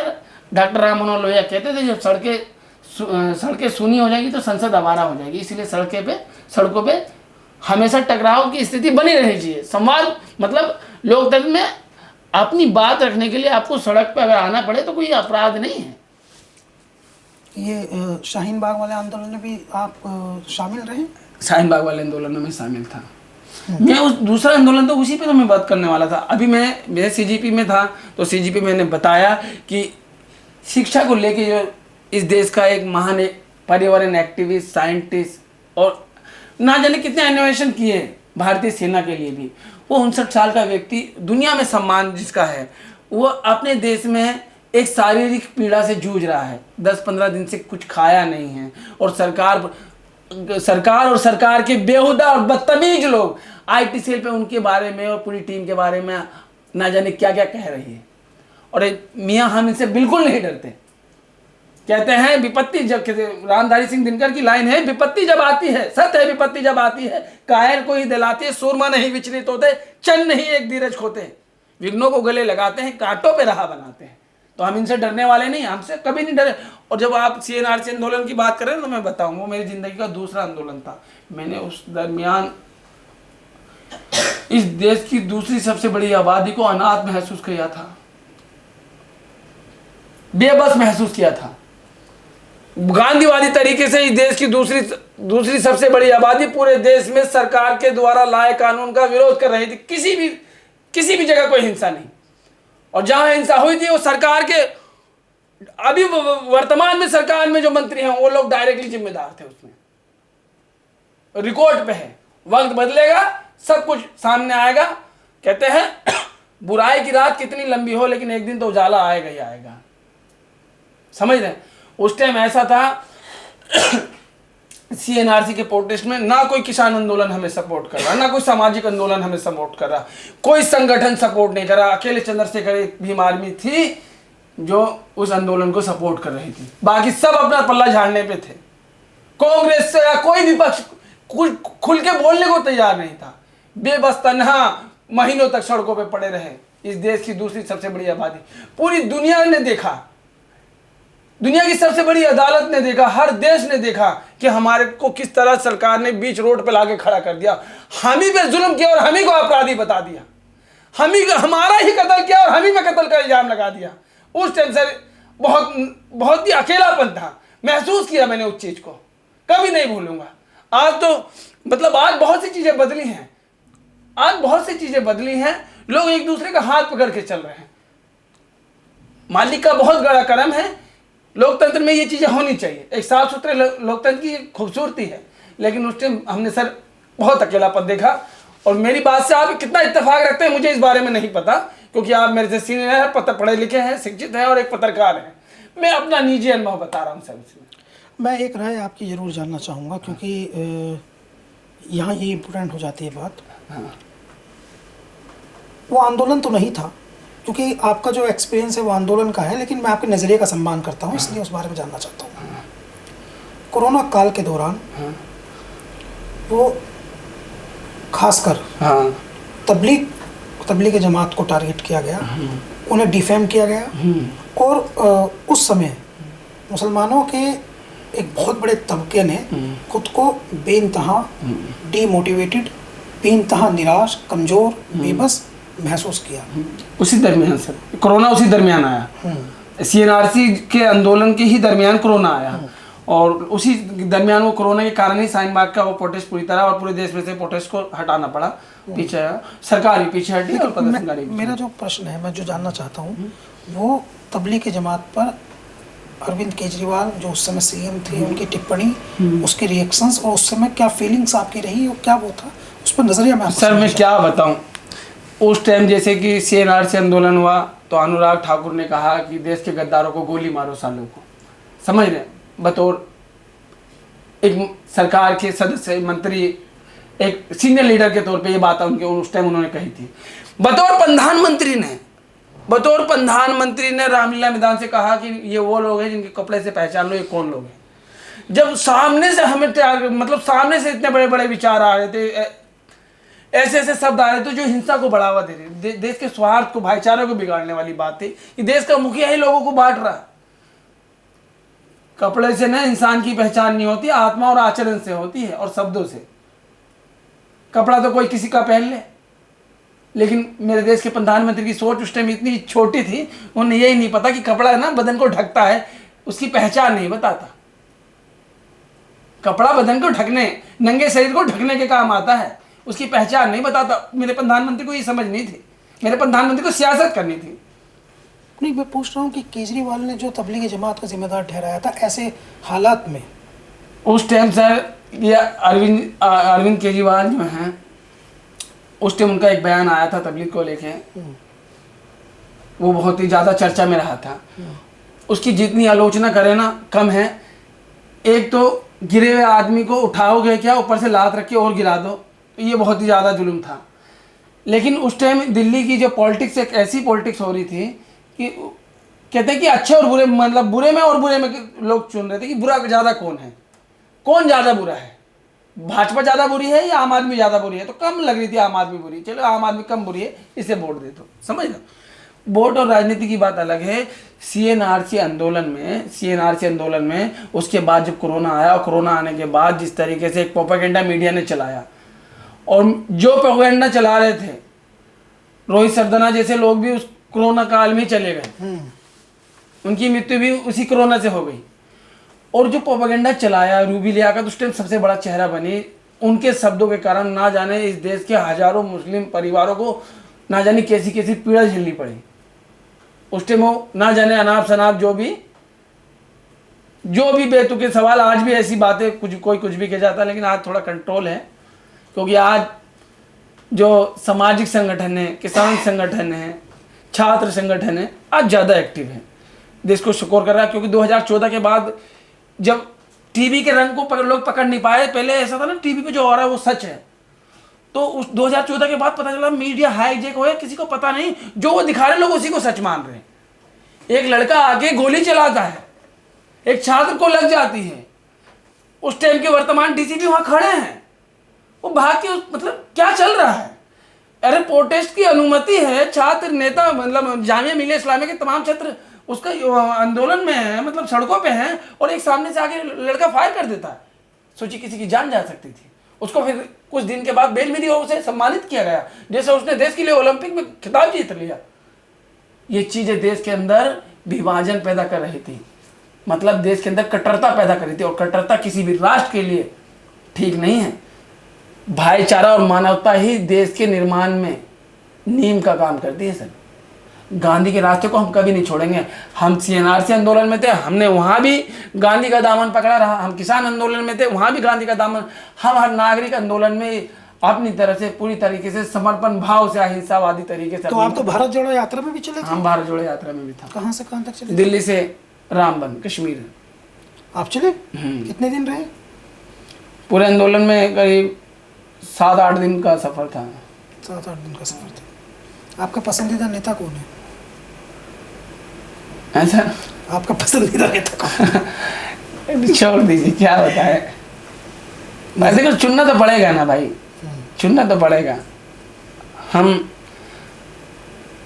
हम उस सोच को नहीं चुन सकते जिसकी मृत्यु पे दुनिया के 57 देशों ने अपना झंडा झुका दिया हो। उस कातिल के समर्थन में बोलने वाले लोगों को तो कभी नहीं चुन सकते। जिसने रंग और भेद के कलर को मिटाया साउथ अफ्रीका में और उनकी जेलों में अपना समय काटा, उस अहिंसावादी गांधी के कातिल को नहीं चुनेंगे। जिसने अंग्रेजों से कहा कि हमारा देश हमें सौंप दीजिए, हम चलाएंगे, हम उस गांधी के कातिल को नहीं चुनेंगे। हम इंसानियत के कातिल को नहीं चुनेंगे। हम उस गांधी के जिसने कहा हे राम अपने मरते दम तक, पर वो श्री राम का नाम लिया अपने शब्द में। कहते आदमी के कर्म उसके मुंह, लास्ट समय उसके मुंह में आते हैं। हम उसके कातिल को नहीं चुनेंगे। जिसने दुनिया को अहिंसा और मानवता का पाठ पढ़ाया कि आप भूखे रह के भी लड़ सकते हैं और किसी को झुका सकते हैं। जिसने कहा कि हम पूरी तरीके से शांति प्रिय तरीके से अपनी बात को रख सकते हैं और किसी को झुका सकते हैं, कोई लड़ाई जीत सकते हैं। हम उसके कातिल को कैसे चुन सकते हैं? अच्छा, ये हो जाए कि अगर आपको रात में ख्वाब आए, ये चलिए ख्वाब छोड़ दीजिए, सच हो जाए, क्योंकि उत्तर प्रदेश में तो ऐसे बहुत सच हुए हैं, बिहार में भी ऐसे बहुत सारे सच हुए हैं। क्या जी? जैसे उत्तर प्रदेश में मैं आपको बता देता हूँ, आपको फिर बाद में मज़ा भी आएगा, थोड़ा आपको भूमिका मुझे बतानी पड़ेगी। उत्तर प्रदेश में काशीराम जी ने, चूँकि वो बहुजन राजनीति के हाँ। सबसे बड़े अलमदार, सबसे बड़े पैरोकार उनको कहा जाता है उत्तर प्रदेश की राजनीति में। उन्होंने सड़क से गरीब लोग, रिक्शा चलाने वाले लोग, जिन टूटी चप्पल पहनने वाले लोगों को विधान परिषद में MLC बना दिया, विधायक बना दिया, विधायक बन गए। मुलायम सिंह यादव जी ने भी ये किया। वो नेता बनाने के लिए जाने जाते थे। लोग रेल में बैठ कर के, जनरल डब्बे में बैठ कर के गए। जिस तरह से आप बात कर रहे हैं, ऐसे ही कहीं उन्होंने प्रतिभा किसी की समझ ली और फिर प्रतिभा को समझ करके उनको पार्टी में ले आए। उसके बाद उनको विधायक बना दिया, उनको सांसद बना दिया, विधान परिषद बना दिया। ऐसी कोई इच्छा नहीं सर। नहीं, आपकी इच्छा नहीं है, आपकी इच्छा नहीं है। हम कह रहे हैं कि उत्तर प्रदेश की राजनीति में सबसे ज़्यादा ये काम काशीराम जी ने किया, मुलायम सिंह यादव जी ने किया। देखिए, काशीराम जी ना पंजाब के एक सिख दलित परिवार से आते थे, है ना, और उन्होंने बाबा साहब भीमराव अम्बेडकर को के विचारों को एक राजनीतिक शक्ति बनाने के लिए ज़मीन पे उत्तर प्रदेश में बहुत काम किया और उसको ताकत भी दी। और प्रदेश में उनकी सोच वाली पार्टी ने सरकार भी चलाई, समझ रहे। उन्होंने जो वैचारिक पार्टी खड़ी करी थी, जो सपना था बाबा भीमराव अम्बेडकर का कि समानता का और बराबरी का कैसे आएगा, बिना सत्ता के तो नहीं आना ना। ऐसे तो जो जहाँ है वो वहीं है। तो वो उस लेवल पे लेके आए कि आप मुख्य धारा की राजनीति में आइए, अपनी बात अपने ढंग से कीजिए, समझ रहे। और फिर मायावती जी आए, उनको आगे बढ़ा है। लेकिन आज वो पार्टी क्या कर रही है, उसके पिछले 2 बयान क्या, पिछले 2-3 सालों का रिकॉर्ड उठा के देख लीजिए क्या कर रही है। वो अपने ही लोगों पे हो रहे जुल्म पे कानूनी नसीहत दे रही है। वो नसीहत जिसको, अरे मतलब एक IPS मुझे चाटा मार रहा है तो गलत कौन है? ऑन कैमरा अगर एक IPS मुझे चाटा मार रहा है तो मैं गलत हूं? मैंने अगर कहा कि मेरे घर में मेरी बहन का रेप हुआ है, मेरे घर में मेरी बहन का रेप हुआ है, उसकी हत्या हुई है, आपने जिस आरोपी को गिरफ्तार किया उनके साथ 4 और हैं, उनको भी गिरफ्तार कीजिए। ये मेरी मांग है, डिमांड है। मैं आपके सामने बैठा हूं, नहीं तो मैं सड़क पे बैठूंगा। ये मेरा राइट है, संवैधानिक मौलिक अधिकार है। और आप आके मुझे अपनी पावर का गलत दुरुपयोग करेंगे, मुझ पे चाटा मारेंगे और फिर आप कहेंगे कि नहीं, आप सड़क पे मत बैठिए, आप जो है ना जाके हाई कोर्ट में, निचली अदालत नहीं तो हाई कोर्ट में जाइए, नहीं तो सुप्रीम कोर्ट में जाइए। भारत में न्याय 20 साल में मिलता है। और पहली अदालत मेरी नज़र में पुलिस है। जो लिखेंगे ना उसी पे चर्चा आगे होगी। पहली अदालत एक्चुअली जो आप कह रहे हैं मैं उसको समझ गया। वो यही तो उनकी उत्तर प्रदेश में, तभी तो वो 207 विधानसभा सीटों से 1 पर आ गई। अभी जाएंगी वो, उनका 1 पर आ गई हैं। तो यही सब चीजें कहते हैं ना कि वो काशीराम की विचारों की पार्टी है, निडरता की पार्टी है। मैं जो बातचीत कर रहा हूँ वो विचारधारा पे कर रहा हूँ। मैं कह रहा हूँ कि मुलायम सिंह जी, काशीराम जी ने बहुत सारे गरीब, कमजोर, दबे कुचले, पिछड़े, वंचित लोगों को सड़क से उठा के संसद में पहुंचाया है। ये बात, इसमें कोई दो राय नहीं। तो ये 2 नेता ऐसे उत्तर प्रदेश में आए। कांग्रेस ये कभी नहीं कर पाई। कांग्रेस ने जिन लोगों को सदन में पहुंचाया वे जमींदार घरानों के परिवार के लोग थे। हालांकि जमीन से उठा। सर मेरी बात सुनेंगे, आपकी बात रोकता हूँ। मैं आपको बता रहा हूँ कि मैं ना संघर्ष की कोख से जन्मा हूँ। मेरी माँ ने मुझे जन्मा है ना, लेकिन मैं जो आपके कैमरे पे खड़ा हूँ ना, ये जो इरफान है ना, ये संघर्ष की कोख ने जन्मा है, आंदोलन की कोख से जन्मा हुआ हूँ। मेरी माँ ने मेरा शरीर जन्मा है और जो मैं आपके सामने खड़ा हूँ, एक संघर्ष की कोख से जन्मा हुआ इरफान है। मैंने सब कुछ देखा है। ये NSY के जितने भी छात्र यूनिट के बड़े लीडर बनते हैं, NSY के सारे बड़े घरों से होते हैं, बड़े धनवान, बड़ी बड़ी गाड़ियों वाले होते हैं, करोड़पति लोगों का चयन होता है।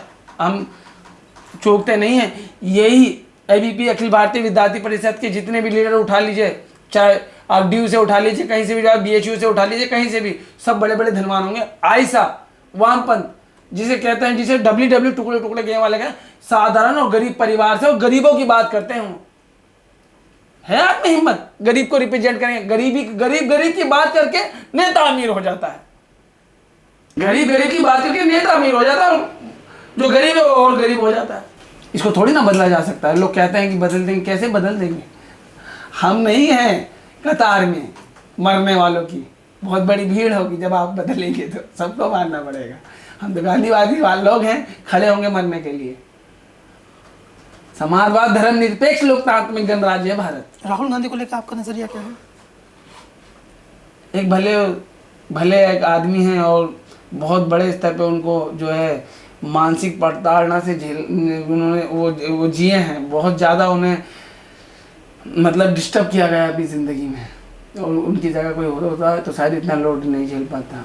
कई 100 करोड़ रुपए उस व्यक्ति की छवि बिगाड़ने में लगा दी। मैं गारंटी से कहता हूँ, अगर देश के प्रधानमंत्री में हिम्मत है तो राहुल गांधी से दिल्ली के पालिका बाजार में आमने सामने लाइव डिबेट कर दे पूरे देश के सामने। है हिम्मत, कबूल है। आपकी नज़र में तो बेवकूफ़ इंसान है ना, वो कुछ नहीं जानता ना। लाइव डिबेट कर लीजिए।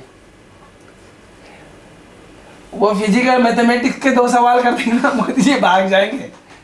इतना पढ़े लिखे है वो व्यक्ति। तेजस्वी यादव के फ्यूचर को लेकर के क्या? राहुल इतने पढ़े लिखे हैं, मैं आपको राहुल की बताऊं, मैं राहुल इतने पढ़े हैं कि वो फिजिक्स या मैथमेटिक्स के 2 सवाल दे देंगे ना, मोदी जी भाग जाएंगे बहुत तेजी से। नहीं आता उन्हें इतना, वो बहुत पढ़े लिखे इंटेलिजेंट बंदे हैं तेजस्वी यादव को लेकर। और लेकिन मैं ये देखो वैचारिक, मतलब आपने व्यक्तिगत पूछा मुझसे कि व्यक्ति कैसे, मैंने व्यक्ति बताया, मतलब मैंने व्यक्ति बताया। व्यक्ति उनका वो एक शिक्षित और बहुत समझदार व्यक्ति है। तेजस्वी यादव का और बता दीजिए, बिहार के भी हैं। आपने अपनी बातचीत में एक बहुत मजबूत बात कही और एक मार्मिक आपने अपने बातचीत में आज एक मार्मिक बात कही, मैं उसको रिकॉल कर रहा हूँ, आप उसको नहीं थोड़ा धीमे बोल गई थी उस पर। आपने कहा कि जब हमारा पुनर्वास किया गया, हमें एक झुग्गी जहाँ हम थे वहाँ से हमें दूसरी जगह शिफ्ट किया गया, तो हमें लगा कि हम तो फिर से बिहार में आ गए। तो मतलब हम ग्रामीण एरिया में ना, मेरा ग्रामीण एरिया में और फिर से किया हमने, भाई देखा ही नहीं था बाहरी दिल्ली, हमें लगा हम तो फिर से बिहार में, हम बाहरी दिल्ली देखी नहीं तो थी। आप फिर से बिहार में चलते हैं और चूंकि आप मेरा जन्म दिल्ली में हुआ था, जाना आना तो है ही। हाँ, फिर से बिहार में चलते हैं ये समझने के लिए कि बिहार की राजनीति को भी समझते होंगे आप। तो तेजस्वी यादव को लेकर के आपका क्या राय है? ये लोग कैसे हार गए, तो क्या भविष्य है इनका या नहीं है? देखिए, तेजस्वी यादव में और तेज प्रताप यादव में जमीन आसमान का फर्क है। दोनों सगे भाई हैं और जिस मुद्दे को लेके भाजपा बिल्कुल फ्रंट लाइन पे आ जाती है कि परिवारवाद, जब दोनों भाई ये अपनी जद्दोजहद में लग गए। और सियासत में ना स्थिरता का होना बहुत ज़रूरी है, चाहे परिवार से क्यों ना हो। सियासत में ना स्थिरता का होना ज़रूरी है, एक डिसिप्लिन, समझ लें, एक डिसिप्लिन होना चाहिए कि कोई भी बात तुम्हारे और मेरे बीच में है तो यहाँ ही होनी चाहिए। अगर आप बाहर कर रहे हैं तो समझ लो कि उस सिद्धांतों का ना पालन ही नहीं कर रहे आप। वो उनके इस चुनाव में वो चीज़ें बिगड़ गई, पारिवारिक चीज़ें बिगड़ गई। ऐसा नहीं कि तेजस्वी अपनी बात लोगों तक पहुँचाने में नाकाम रहे। फिर 10,000 रुपये का फैक्ट, भारत की गरीब के हाथ में 10,000 रुपये, हम यहाँ एक बोतल दारू और मुर्गा पे काम हो जाता, वो 10,000 अकाउंट में नगद आ गए, समझ रहे? नहीं, मैं एक्चुअली आप चुनाव पर चले गए, मैं चुनाव पर नहीं जाना चाहता। आप क्या पूछ रहे हैं? मैं नजरिया जानना चाहता हूँ किसी नेता को लेकर के, आप उसे पढ़े कितना लेते हैं? मैं तेजस्वी को, मैं तो एक अशिक्षित व्यक्ति हूँ, मैं किसी पढ़े लिखे की, मैं उतने पढ़े लिखे नहीं, बेसिक शिक्षा है उनकी, 10वीं 12वीं है। नेता के तौर पर उन्हें पारिवारिक विरासत मिली है। और देख लीजिए, जो लालू जी हैं, देखिए चाहे चौटाला जी हैं, सबकी बता देता हूँ, ये जनता दल से निकली हुई जितनी भी पार्टियाँ हैं, 90 के दशक से निकली हुई जितनी भी पार्टियाँ हैं, चाहे जी जेडीयू हो, चाहे ILD हो, चाहे चौटाला साहब की हो, NLD, ये जो है अपने हरियाणा में जो है ओम प्रकाश चौटाला जी, चाहे आपकी समाजवादी मुलायम सिंह जी की पार्टी हो और साउथ की कुछ पार्टियां हों, ये सब पार्टियां ही समाजवाद के एजेंडे के साथ इन्होंने दबले कुचले वंचित शोषित वर्ग के लिए बहुत बेहतर काम किया, इसमें कोई दो राय नहीं है।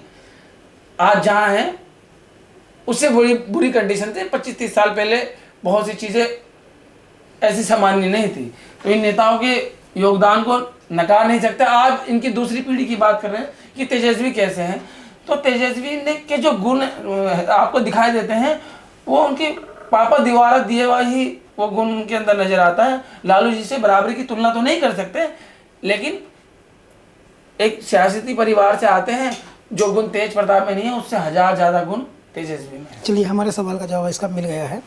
अब आप मुझे ये बता दीजिए, ये जो आप जान लेते हैं चीज़ों को, हमने बहुत देर समय से आपसे बातचीत की, आपने कई मुद्दों को हमें बताया। कुछ ऐसे हैं जो आपने प्रैक्टिकल सीखे, कुछ ऐसे हैं जो आपने गूगल से सीखे। तो आप गूगल से पूछते रहते हैं, तो ऐसा कोई डेटा तो होता नहीं कि आपने गूगल से कितनी बार क्या बात पूछ ली है, लेकिन गूगल आपकी आवाज़ पहचानने लगा है कि नहीं? हाँ, गूगल मेरी आवाज़ पहचानता है। और देखिए, मैंने कोई गूगल आपको वो डेटा देगा जो, अगर कोई सरकार से रिलेटिव बात आप पूछ रहे हैं तो सरकार द्वारा, किसी भी संस्थान द्वारा कोई प्रमाणित आंकड़ा होगा तो गूगल देगा। तो मुझे अगर डाउट हो कि आप नंबर बता रहे हैं कि मिनट में 3, वेरीफाई कैसे करते हैं? वेरीफाई तो गूगल से मैं 4 बार पूछूंगा, फिर अपने स्तर पे जानकारी इसका मतलब करने लगता हूँ। तो अगर मैंने कल एक पत्रकार से बोला, वो नेशनल मीडिया से थे, तो मैंने कहा आप नहीं डालेंगे, मुझे पता है, कि नहीं डालेंगे। मैंने कहा नहीं डालेंगे साहब, आपने बोला तो मैंने बोल दिया, आप नहीं डालेंगे। मैंने कहा वेरीफाई कीजिए, आधिकारिक आंकड़े हैं ये। अगर मैं कहता हूँ कि सुनील चंद्रा अध्यक्ष थे, बतौर वित्त मंत्रालय ने उन्हें अध्यक्ष करके भेजा और उन्होंने स्विट्जरलैंड सरकार से संधि करी 2016 में, और वो संधि 18 में लागू हुई और वो 19 में पूरी तरीके से उसका आना जाना हो गया उस जानकारी का। तो ये वित्त मंत्रालय के आधिकारिक आंकड़े से मुझे गूगल ने उठा के दिया है, उस व्यक्ति का नाम, समय और टाइम के साथ। आप इसे वेरीफाई कर सकते हैं अगर मैं गलत कह रहा हूँ तो। आप जब कि आप एक पत्रकार हैं, मेरी हर बात को सहमति से थोड़ी ना मान जाएंगे, जो गलत होगा तो गलत है। हमारा कहने का मतलब यह है कि आज आपने हमें अपने स्टूडियो में बिठाया, अगर हम जंतर मंतर पे हों या कूड़े घर में खड़े हों, हमारी जो परेशानियां हैं, हमारी जो पीड़ा है, हम उसे कहेंगे। और ये हमारी अभिव्यक्ति की आज़ादी है, लोकतांत्रिक व्यवस्था का एक स्वरूप है। अभी मुंबई हाई कोर्ट से कहा गया कि आप जनता को क्या गुलाम बनाना चाह रहे हैं क्या वो आपकी वाहवाही करें क्या? कहा ना, जब ऐसी बातें न्यायालय से आती हैं तो समझ लो लोकतंत्र में अभी कहीं ना कहीं गुंजाइश बाकी है। सब कुछ ऐसे है कि सारी संस्थाओं को कमजोर कर दिया गया है, लेकिन कार्यपालिका, विधायक पालिका, न्यायपालिका में से अगर कोई भी, सबसे देखिए, सबको अपने अपने अधिकार है। विधायक पालिका अपनी है और कार्यपालिका अपनी है और न्यायपालिका अपनी है। न्यायपालिका से अगर कोई जिम्मेदार व्यक्ति हाईकोर्ट जैसे स्तर से अब ये कॉल देता है कि आप क्या गुलाम बना रहे हैं, तो ये हमें, मुझ जैसे गरीब, श्रमिक, कमजोर वर्ग को अपनी बात रखने का हक मिलता है। ये फिल्में तो आप नहीं देखते होंगे, मगर आपकी कहानी एक फिल्म से मिलती है थोड़ी सी। जेन्युइन, एक्चुअली वो फैक्ट ही है वो। अच्छा, मेरी बात सुनिए। हाँ। मैं आपसे इतनी देर से बात कर रहा हूँ, क्या एक शब्द को दोबारा दोहरा रहा हूँ? ऐसा तो नहीं है, या मैं और झलूल बातें कर रहा हूँ, या मैं कुछ भी बोल दे रहा हूँ, ऐसा तो नहीं है ना? मैंने इतनी देर से, मैं आपसे और इतनी देर बात कर सकता हूँ। जीवन तपा है, खपा है, और वही बोल रहे हैं सर। हाँ, एक फिल्म आई थी, मुझे लगता है कि आपको उसे देख लेना चाहिए, वो आपकी स्टोरी को मैच करती है।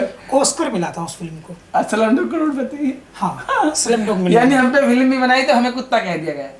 हाँ, स्लमडॉग मिलीनियर, वो तो उनका ये तो देख लीजिए। देखिए आपने फिल्म? हाँ, फिल्म का मैंने वो सीन देखा जिसमें ट्रेन में से रोटी निकाला, वो बचपन शायद मेरा था।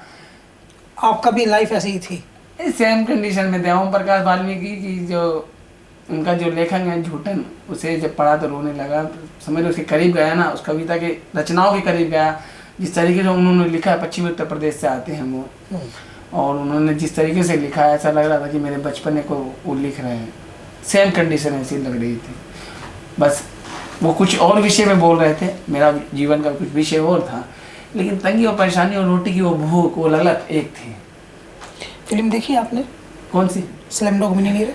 नहीं, इतना ही देखा, उसका ट्रेलर देखा है। ऐसी रोटी छीन उठाता है। स्टोरी पता है फिल्म की? नहीं, मेरे को नहीं याद। हाँ, लेकिन मेरे को उस फिल्म का जो टाइटल है ना, वो बहुत बुरा लगा कि यार हम पे फिल्म भी बनी तो यहाँ पे कुत्ता बना दिया। देखिए, सुनिए, स्लमडॉग करोड़पति। बहुत सारी चीज़ें ऐसी हैं जो आपकी स्टोरी को, स्लमडॉग मिलीनियर को मैच करता है।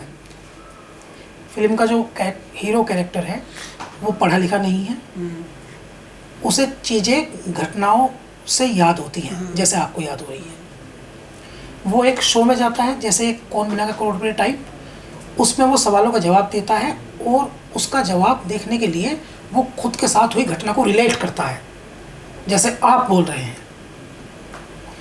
आपको परिस्थिति ने सिखाया है, आप कॉलेज स्कूल नहीं गए, तो फिल्म का जो उसमें मेन कैरेक्टर है उसको परिस्थिति सिखाती है, जी परिस्थितियों से सीखता है वो, और वहाँ से उसको एक विषय के संबंध में जानकारी होती है, फिर वो सवाल पूछा जाता है जिसका जवाब वो वहाँ से रिलेट करके देता है कि तुमने ये कहाँ से सीखा, कि घटना वहाँ से जोड़ता है वो। तो वो एक KBC जैसी प्रतियोगिता जीतता है 1 करोड़ या 2 करोड़ की, जो भी उस फिल्म में है। लेकिन वो स्कूल से नहीं सीखा, परिस्थितियों से सीखा। जिस प्रकार से आपकी बातचीत बताती है कि आप परिस्थितियों से सीखे, हाँ। तो आपकी, चूँकि वो भी स्लम से आया है, चूँकि वो भी झुकी झोपड़ी से आया है, तो रिलेट करता है, आप की कहानी वहाँ मैच करती है। एनीवे, तो जहाँ आप रहते हैं स्लम में, वहाँ बच्चे अब पढ़ते हैं, अब नहीं पढ़ रहे हैं?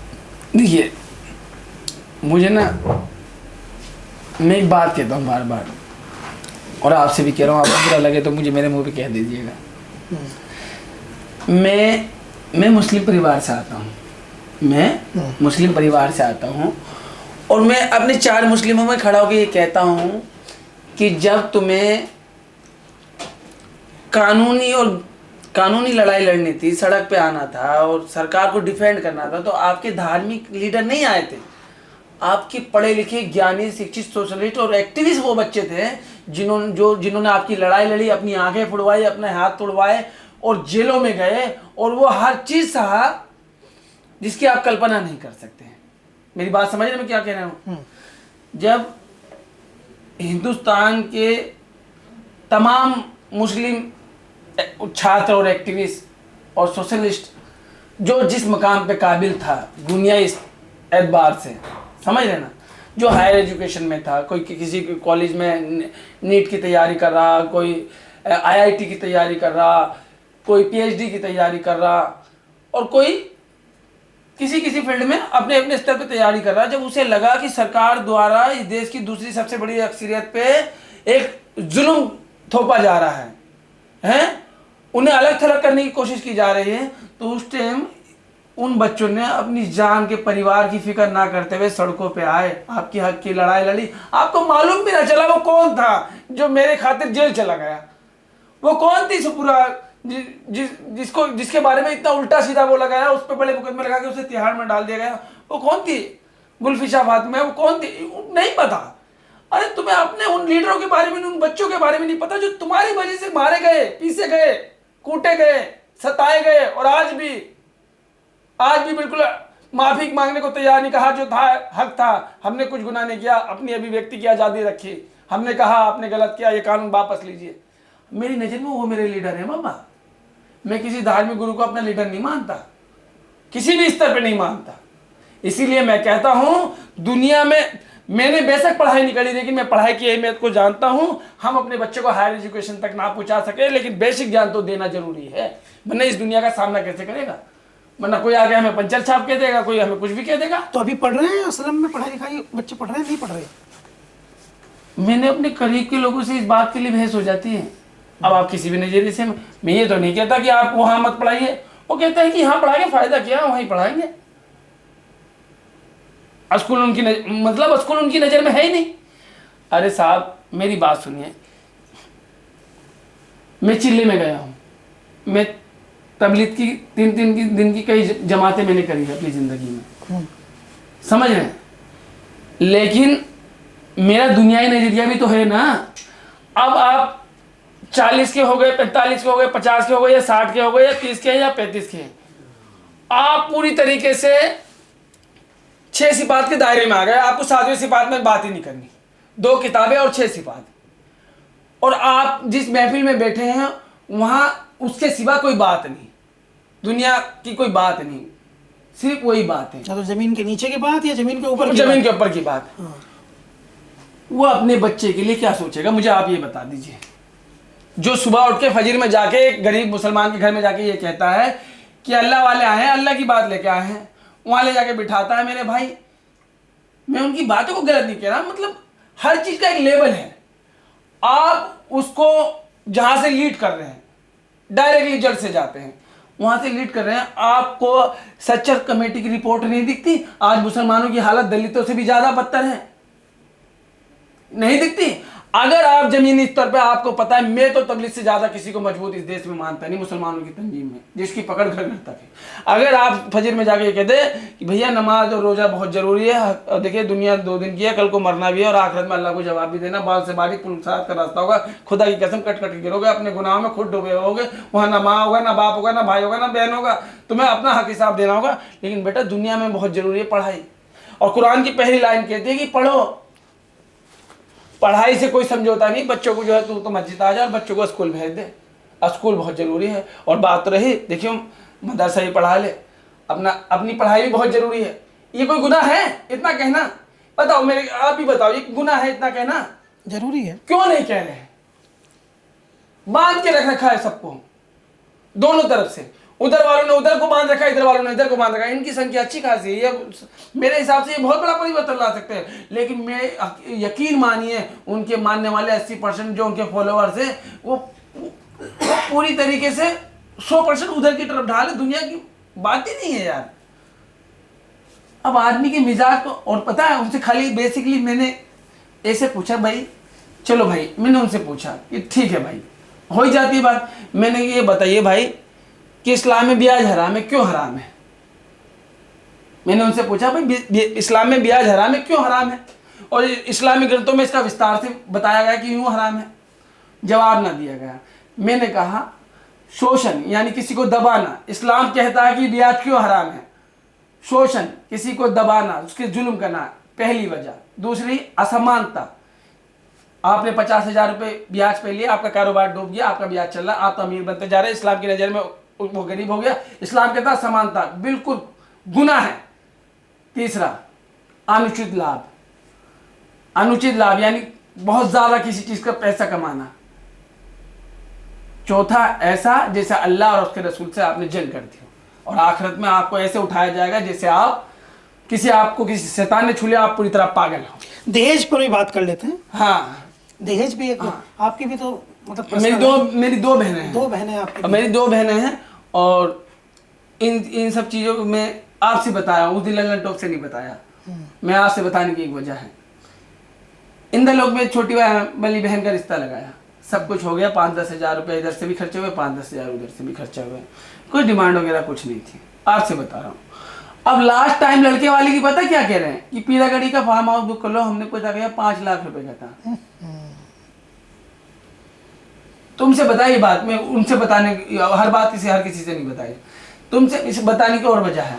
तो बोले कि 5 लाख रुपए का फार्म हाउस हम सलम में कैसे लाए बारात? हमने कहा भैया हम 25 आदमी वहीं खड़े रहेंगे, हमारे यहाँ डिशू का बारात घर है पक्का, आप यहाँ लिया। बेटी ले आने के लिए तैयार है लेकिन बारात लाने को तैयार नहीं। कह रहा है कि पीरागढ़ी का फार्म हाउस बोल को 5 लाख रुपए की तो बुकिंग थी, खाना पीना लगता, हमारी तो हैसियत भी नहीं, पीछे हटना पड़ा। अभी बता रहा हूँ ये 2 महीने की बात भी नहीं हो रही। अभी 2 महीने की आपकी बात नहीं हुई, 2 महीने की वो लोनी गाजियाबाद वाली बात नहीं हुई होगी जिसमें स्कॉर्पियो और करोड़ दिए गए, वो जो पहलवान खड़े होकर के बता रहा था ये।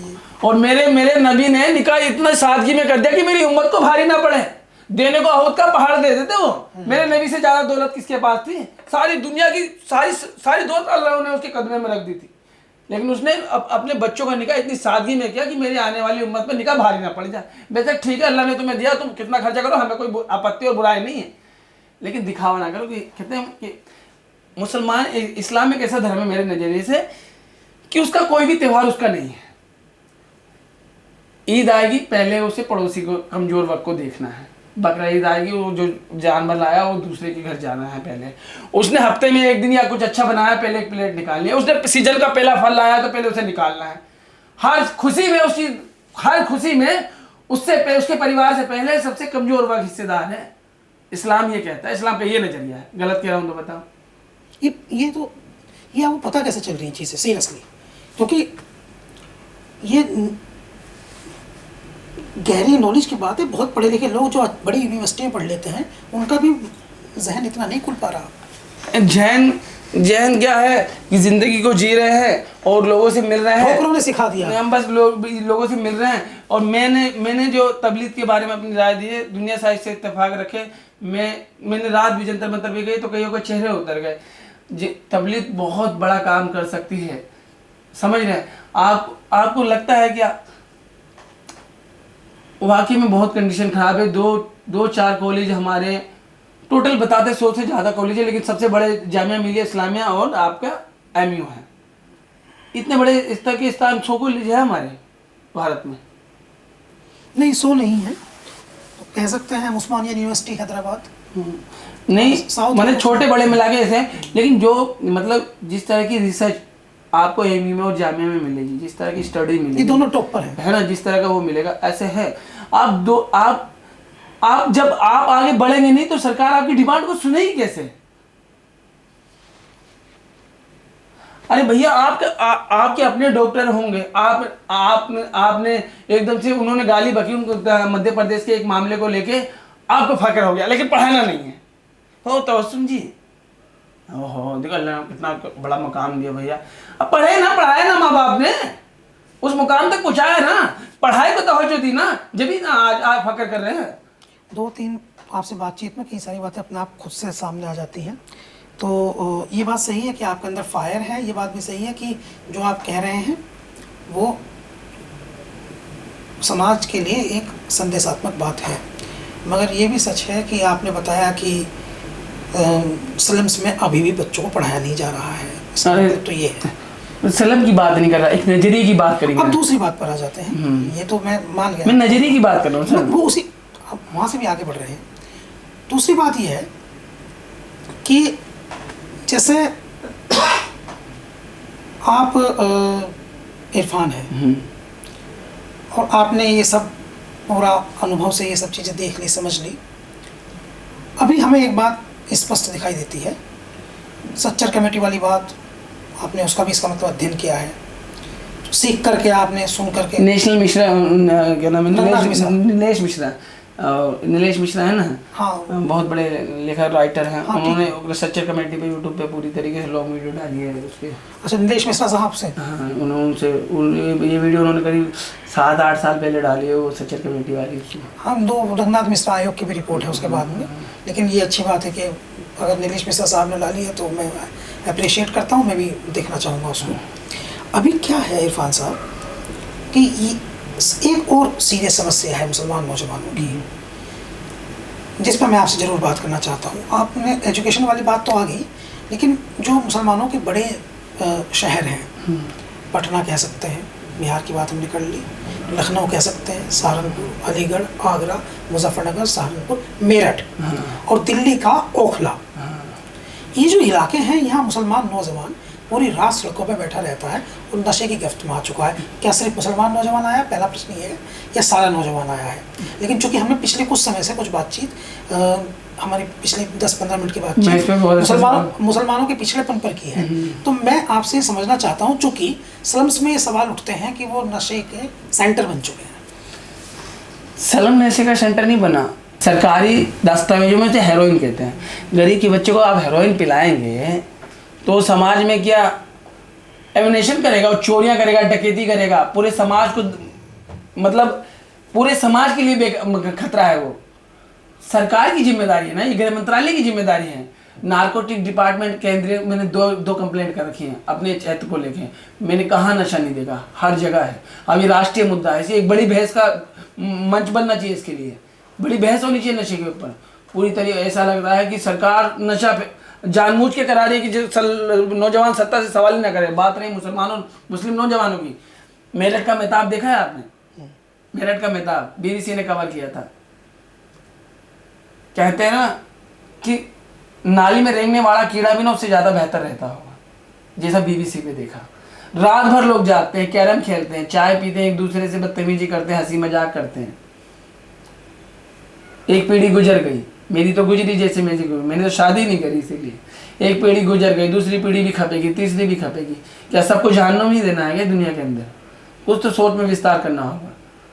यही बाड़े में चले जाओ पूरी रात, जामा मस्जिद की हर गलियों में चले जाओ पूरी रात, निकले ही नहीं। मैं कहता हूँ सभी को, बेटा जिंदगी में अगर जिंदगी के वास्तविक जीवन की सच्चाई को समझना, धार्मिक या आध्यात्मिक या दुनिया के एतबार से, तो आओ जब संघर्ष के मंच पे सब कुछ मिल जाएगा तुझे।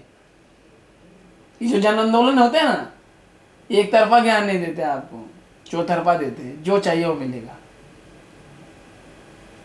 उम्र गुजारी सर इन चीज़ों पे, इसीलिए सर कहता नहीं अंदर ये संघर्ष का मंच है ना, आपको चौतरफा ज्ञान देगा, एक तरफा नहीं। इरफान जी, CGP वाला जो प्रोटेस्ट है, हाँ, ये थोड़ा व्यक्तिगत सवाल है। हाँ, तुम इसमें जाते हो, हाँ, ये प्रोटेस्ट किसान आंदोलन से अलग है, बिल्कुल ये प्रोटेस्ट शाहीन बाग आंदोलन से अलग बिल्कुल है, अलग है, ये प्रोटेस्ट अन्ना आंदोलन के से भी अलग है। बिल्कुल अलग है। मगर जब इसमें आप जाते हो तो आपको कौन मिलता है? आपको मिलते हैं वेल क्वालिफाइड बच्चे। ये एक ऐसा आंदोलन है दूसरे आंदोलनों की तुलना में, हाँ, जो सही हमने है। अपनी पूरी बातचीत की, हाँ सही है। ये एक ऐसा आंदोलन है जिसमें अमीर घर का बच्चा भी है, हाँ, जिसमें गरीब घर का बच्चा भी है, मैं बता दूं सर, जिसमें मर्सिडीज वाला भी आता है और स्कूटर वाला भी आता है, उससे मिलते जिसमें हैं। आयशा वाले भी हैं, जिसमें JNU वाले भी हैं, जिसमें DU वाले भी हैं, और जिसमें अमेरिका वाले भी हैं, जिसमें अमेरिका वाले भी हैं। तो ये विचारों का एक मिश्रण एक है। बात बताऊं सर, आप जब इनमें बैठते हैं, आवाज सुनिए, और रुक तो जाइए दोस्त, आप जब इनमें बैठते हैं, इनके बीच चर्चा होती है, ज्ञान की परीक्षा होती है, बातचीत होती है, आपको कैसे एंटरटेन करते हैं, आपको कैसे वो सुनते हैं, उनको कैसे आप सुनते हैं, वो आपसे क्या सीखते हैं और आप उनसे क्या सीखते हैं, आपके पर्सनल अनुभव क्या है CGP को लेकर। मुझसे 6 फुट के बहुत गोरे चुट्टे और उनके बदन से बहुत अच्छी खुशबू आ रही थी। वो मेरे पास आए, इरफान नमस्कार, नमस्कार, मेरे बगल में बैठे, 2-4 बातें हुई, कहने लगे इरफान आप बहुत अच्छा कर रहे हैं। तो मैंने उन्हें एक सवाल करा है, सर आप मिडिल क्लास परिवार से या बेहतर परिवार, संपन्न परिवार से हैं, शायद आप मेरे कैमरे पे मेरे जीवन को नहीं भाप सकते। बोला ऐसा होता है क्या, मैंने तो पहली बार देखा कैमरे पे बंदा झूम रहा और ऐसे, मतलब कैसे करते हैं वो लोग, मतलब जिसने वो जिंदगी नहीं देखी हो, किसी के माध्यम तक उसको वो ये चीज़ें पहुंची हैं और आप उसका हिस्सा हैं। बहुत सी चीज़ें पूछते हैं मुझसे, CGP के आंदोलन में ये कोई नहीं पूछता। बहुत सारे छात्र मेरे से बात करते हैं और साथ में हम काम कर रहे हैं इस टाइम, ये नहीं पूछता कि आप पढ़े क्यों नहीं है, नहीं मुझसे पूछते ये सुनाइए, वो सुनाइए, वो कविता सुनाइए, या तो सेल्फी दे दीजिए, फोटो ले लीजिए। सब छात्र जितने आते हैं, जहाँ से भी आते हैं, और छात्र नहीं बुजुर्ग भी मुझसे बहुत, मतलब मैं तारीफ नहीं कर रहा, ये तो सब खुदा की नेमत है। बहुत सारे बुजुर्ग अच्छे, मतलब संपन्न परिवारों से जो दिखते हैं दूर से कि भाई बहुत बड़ा अच्छे खासा वेल एजुकेटेड बंदे हैं ये सब, वो भी मुझसे बहुत प्रभावित है। मतलब सर पे हाथ फेर दे या हाथ को पकड़ के, बेटा बहुत अच्छा बहुत अच्छा। तो सर इससे ज़्यादा क्या कमाएं, गुमनामी की ज़िंदगी तो ना जी के जाएंगे, कफन पे नाम पे लिख जाएंगे क्रांतिकारी का। बहुत शुक्रिया। और इरफान जो है वो मज़ेदार है, लेकिन उनकी बातचीत जो है वो लंबे समय तक आप करते रहिए, बोर वो होने देते नहीं, और उनका जो ज्ञान है वो उन्होंने सड़क से सीखा है। कविताएं बहुत पढ़ते हैं आप लोग चाहते भी हैं कुछ तड़कती भड़कती जो आपके मिजाज की हो, वो पढ़ दीजिए, बात को समाप्त करेंगे इसके साथ ही। तड़कती भड़कती तो ये देख लीजिए, मैंने आपको इस्लामिक आध्यात्मिकता के बारे में बेसिक कुछ मुझे जो पता था वो मैंने बता दिया। खुदा मुझे माफ़ करे कोई गुनाह मुझसे हो गया हो तो। रामधारी सिंह दिनकर की बताता हूँ। दृढ़ को तो दृश्य आकार देख, मुझ में सारा ब्रह्मांड देख, चर अचर जीव जंग क्षर सर नसर मनु सुरजीत अमर सतकोटि सूर्य सतकोटि चंद्र सतकोटि सलित सर सिंधु मन सतकोटि ब्रह्मा विष्णु महेश सतकोटि जश्न जलपति दिनेश सतकोटि रुद्र सतकोटि काल सतकोटि दंडधर लोकपाल जंजीर बढ़ाकर साधने हाँ दुर्योधन बांधने। रामधारी सिंह दिनकर। बहुत धन्यवाद, बहुत बहुत शुक्रिया, बढ़िया इरफान।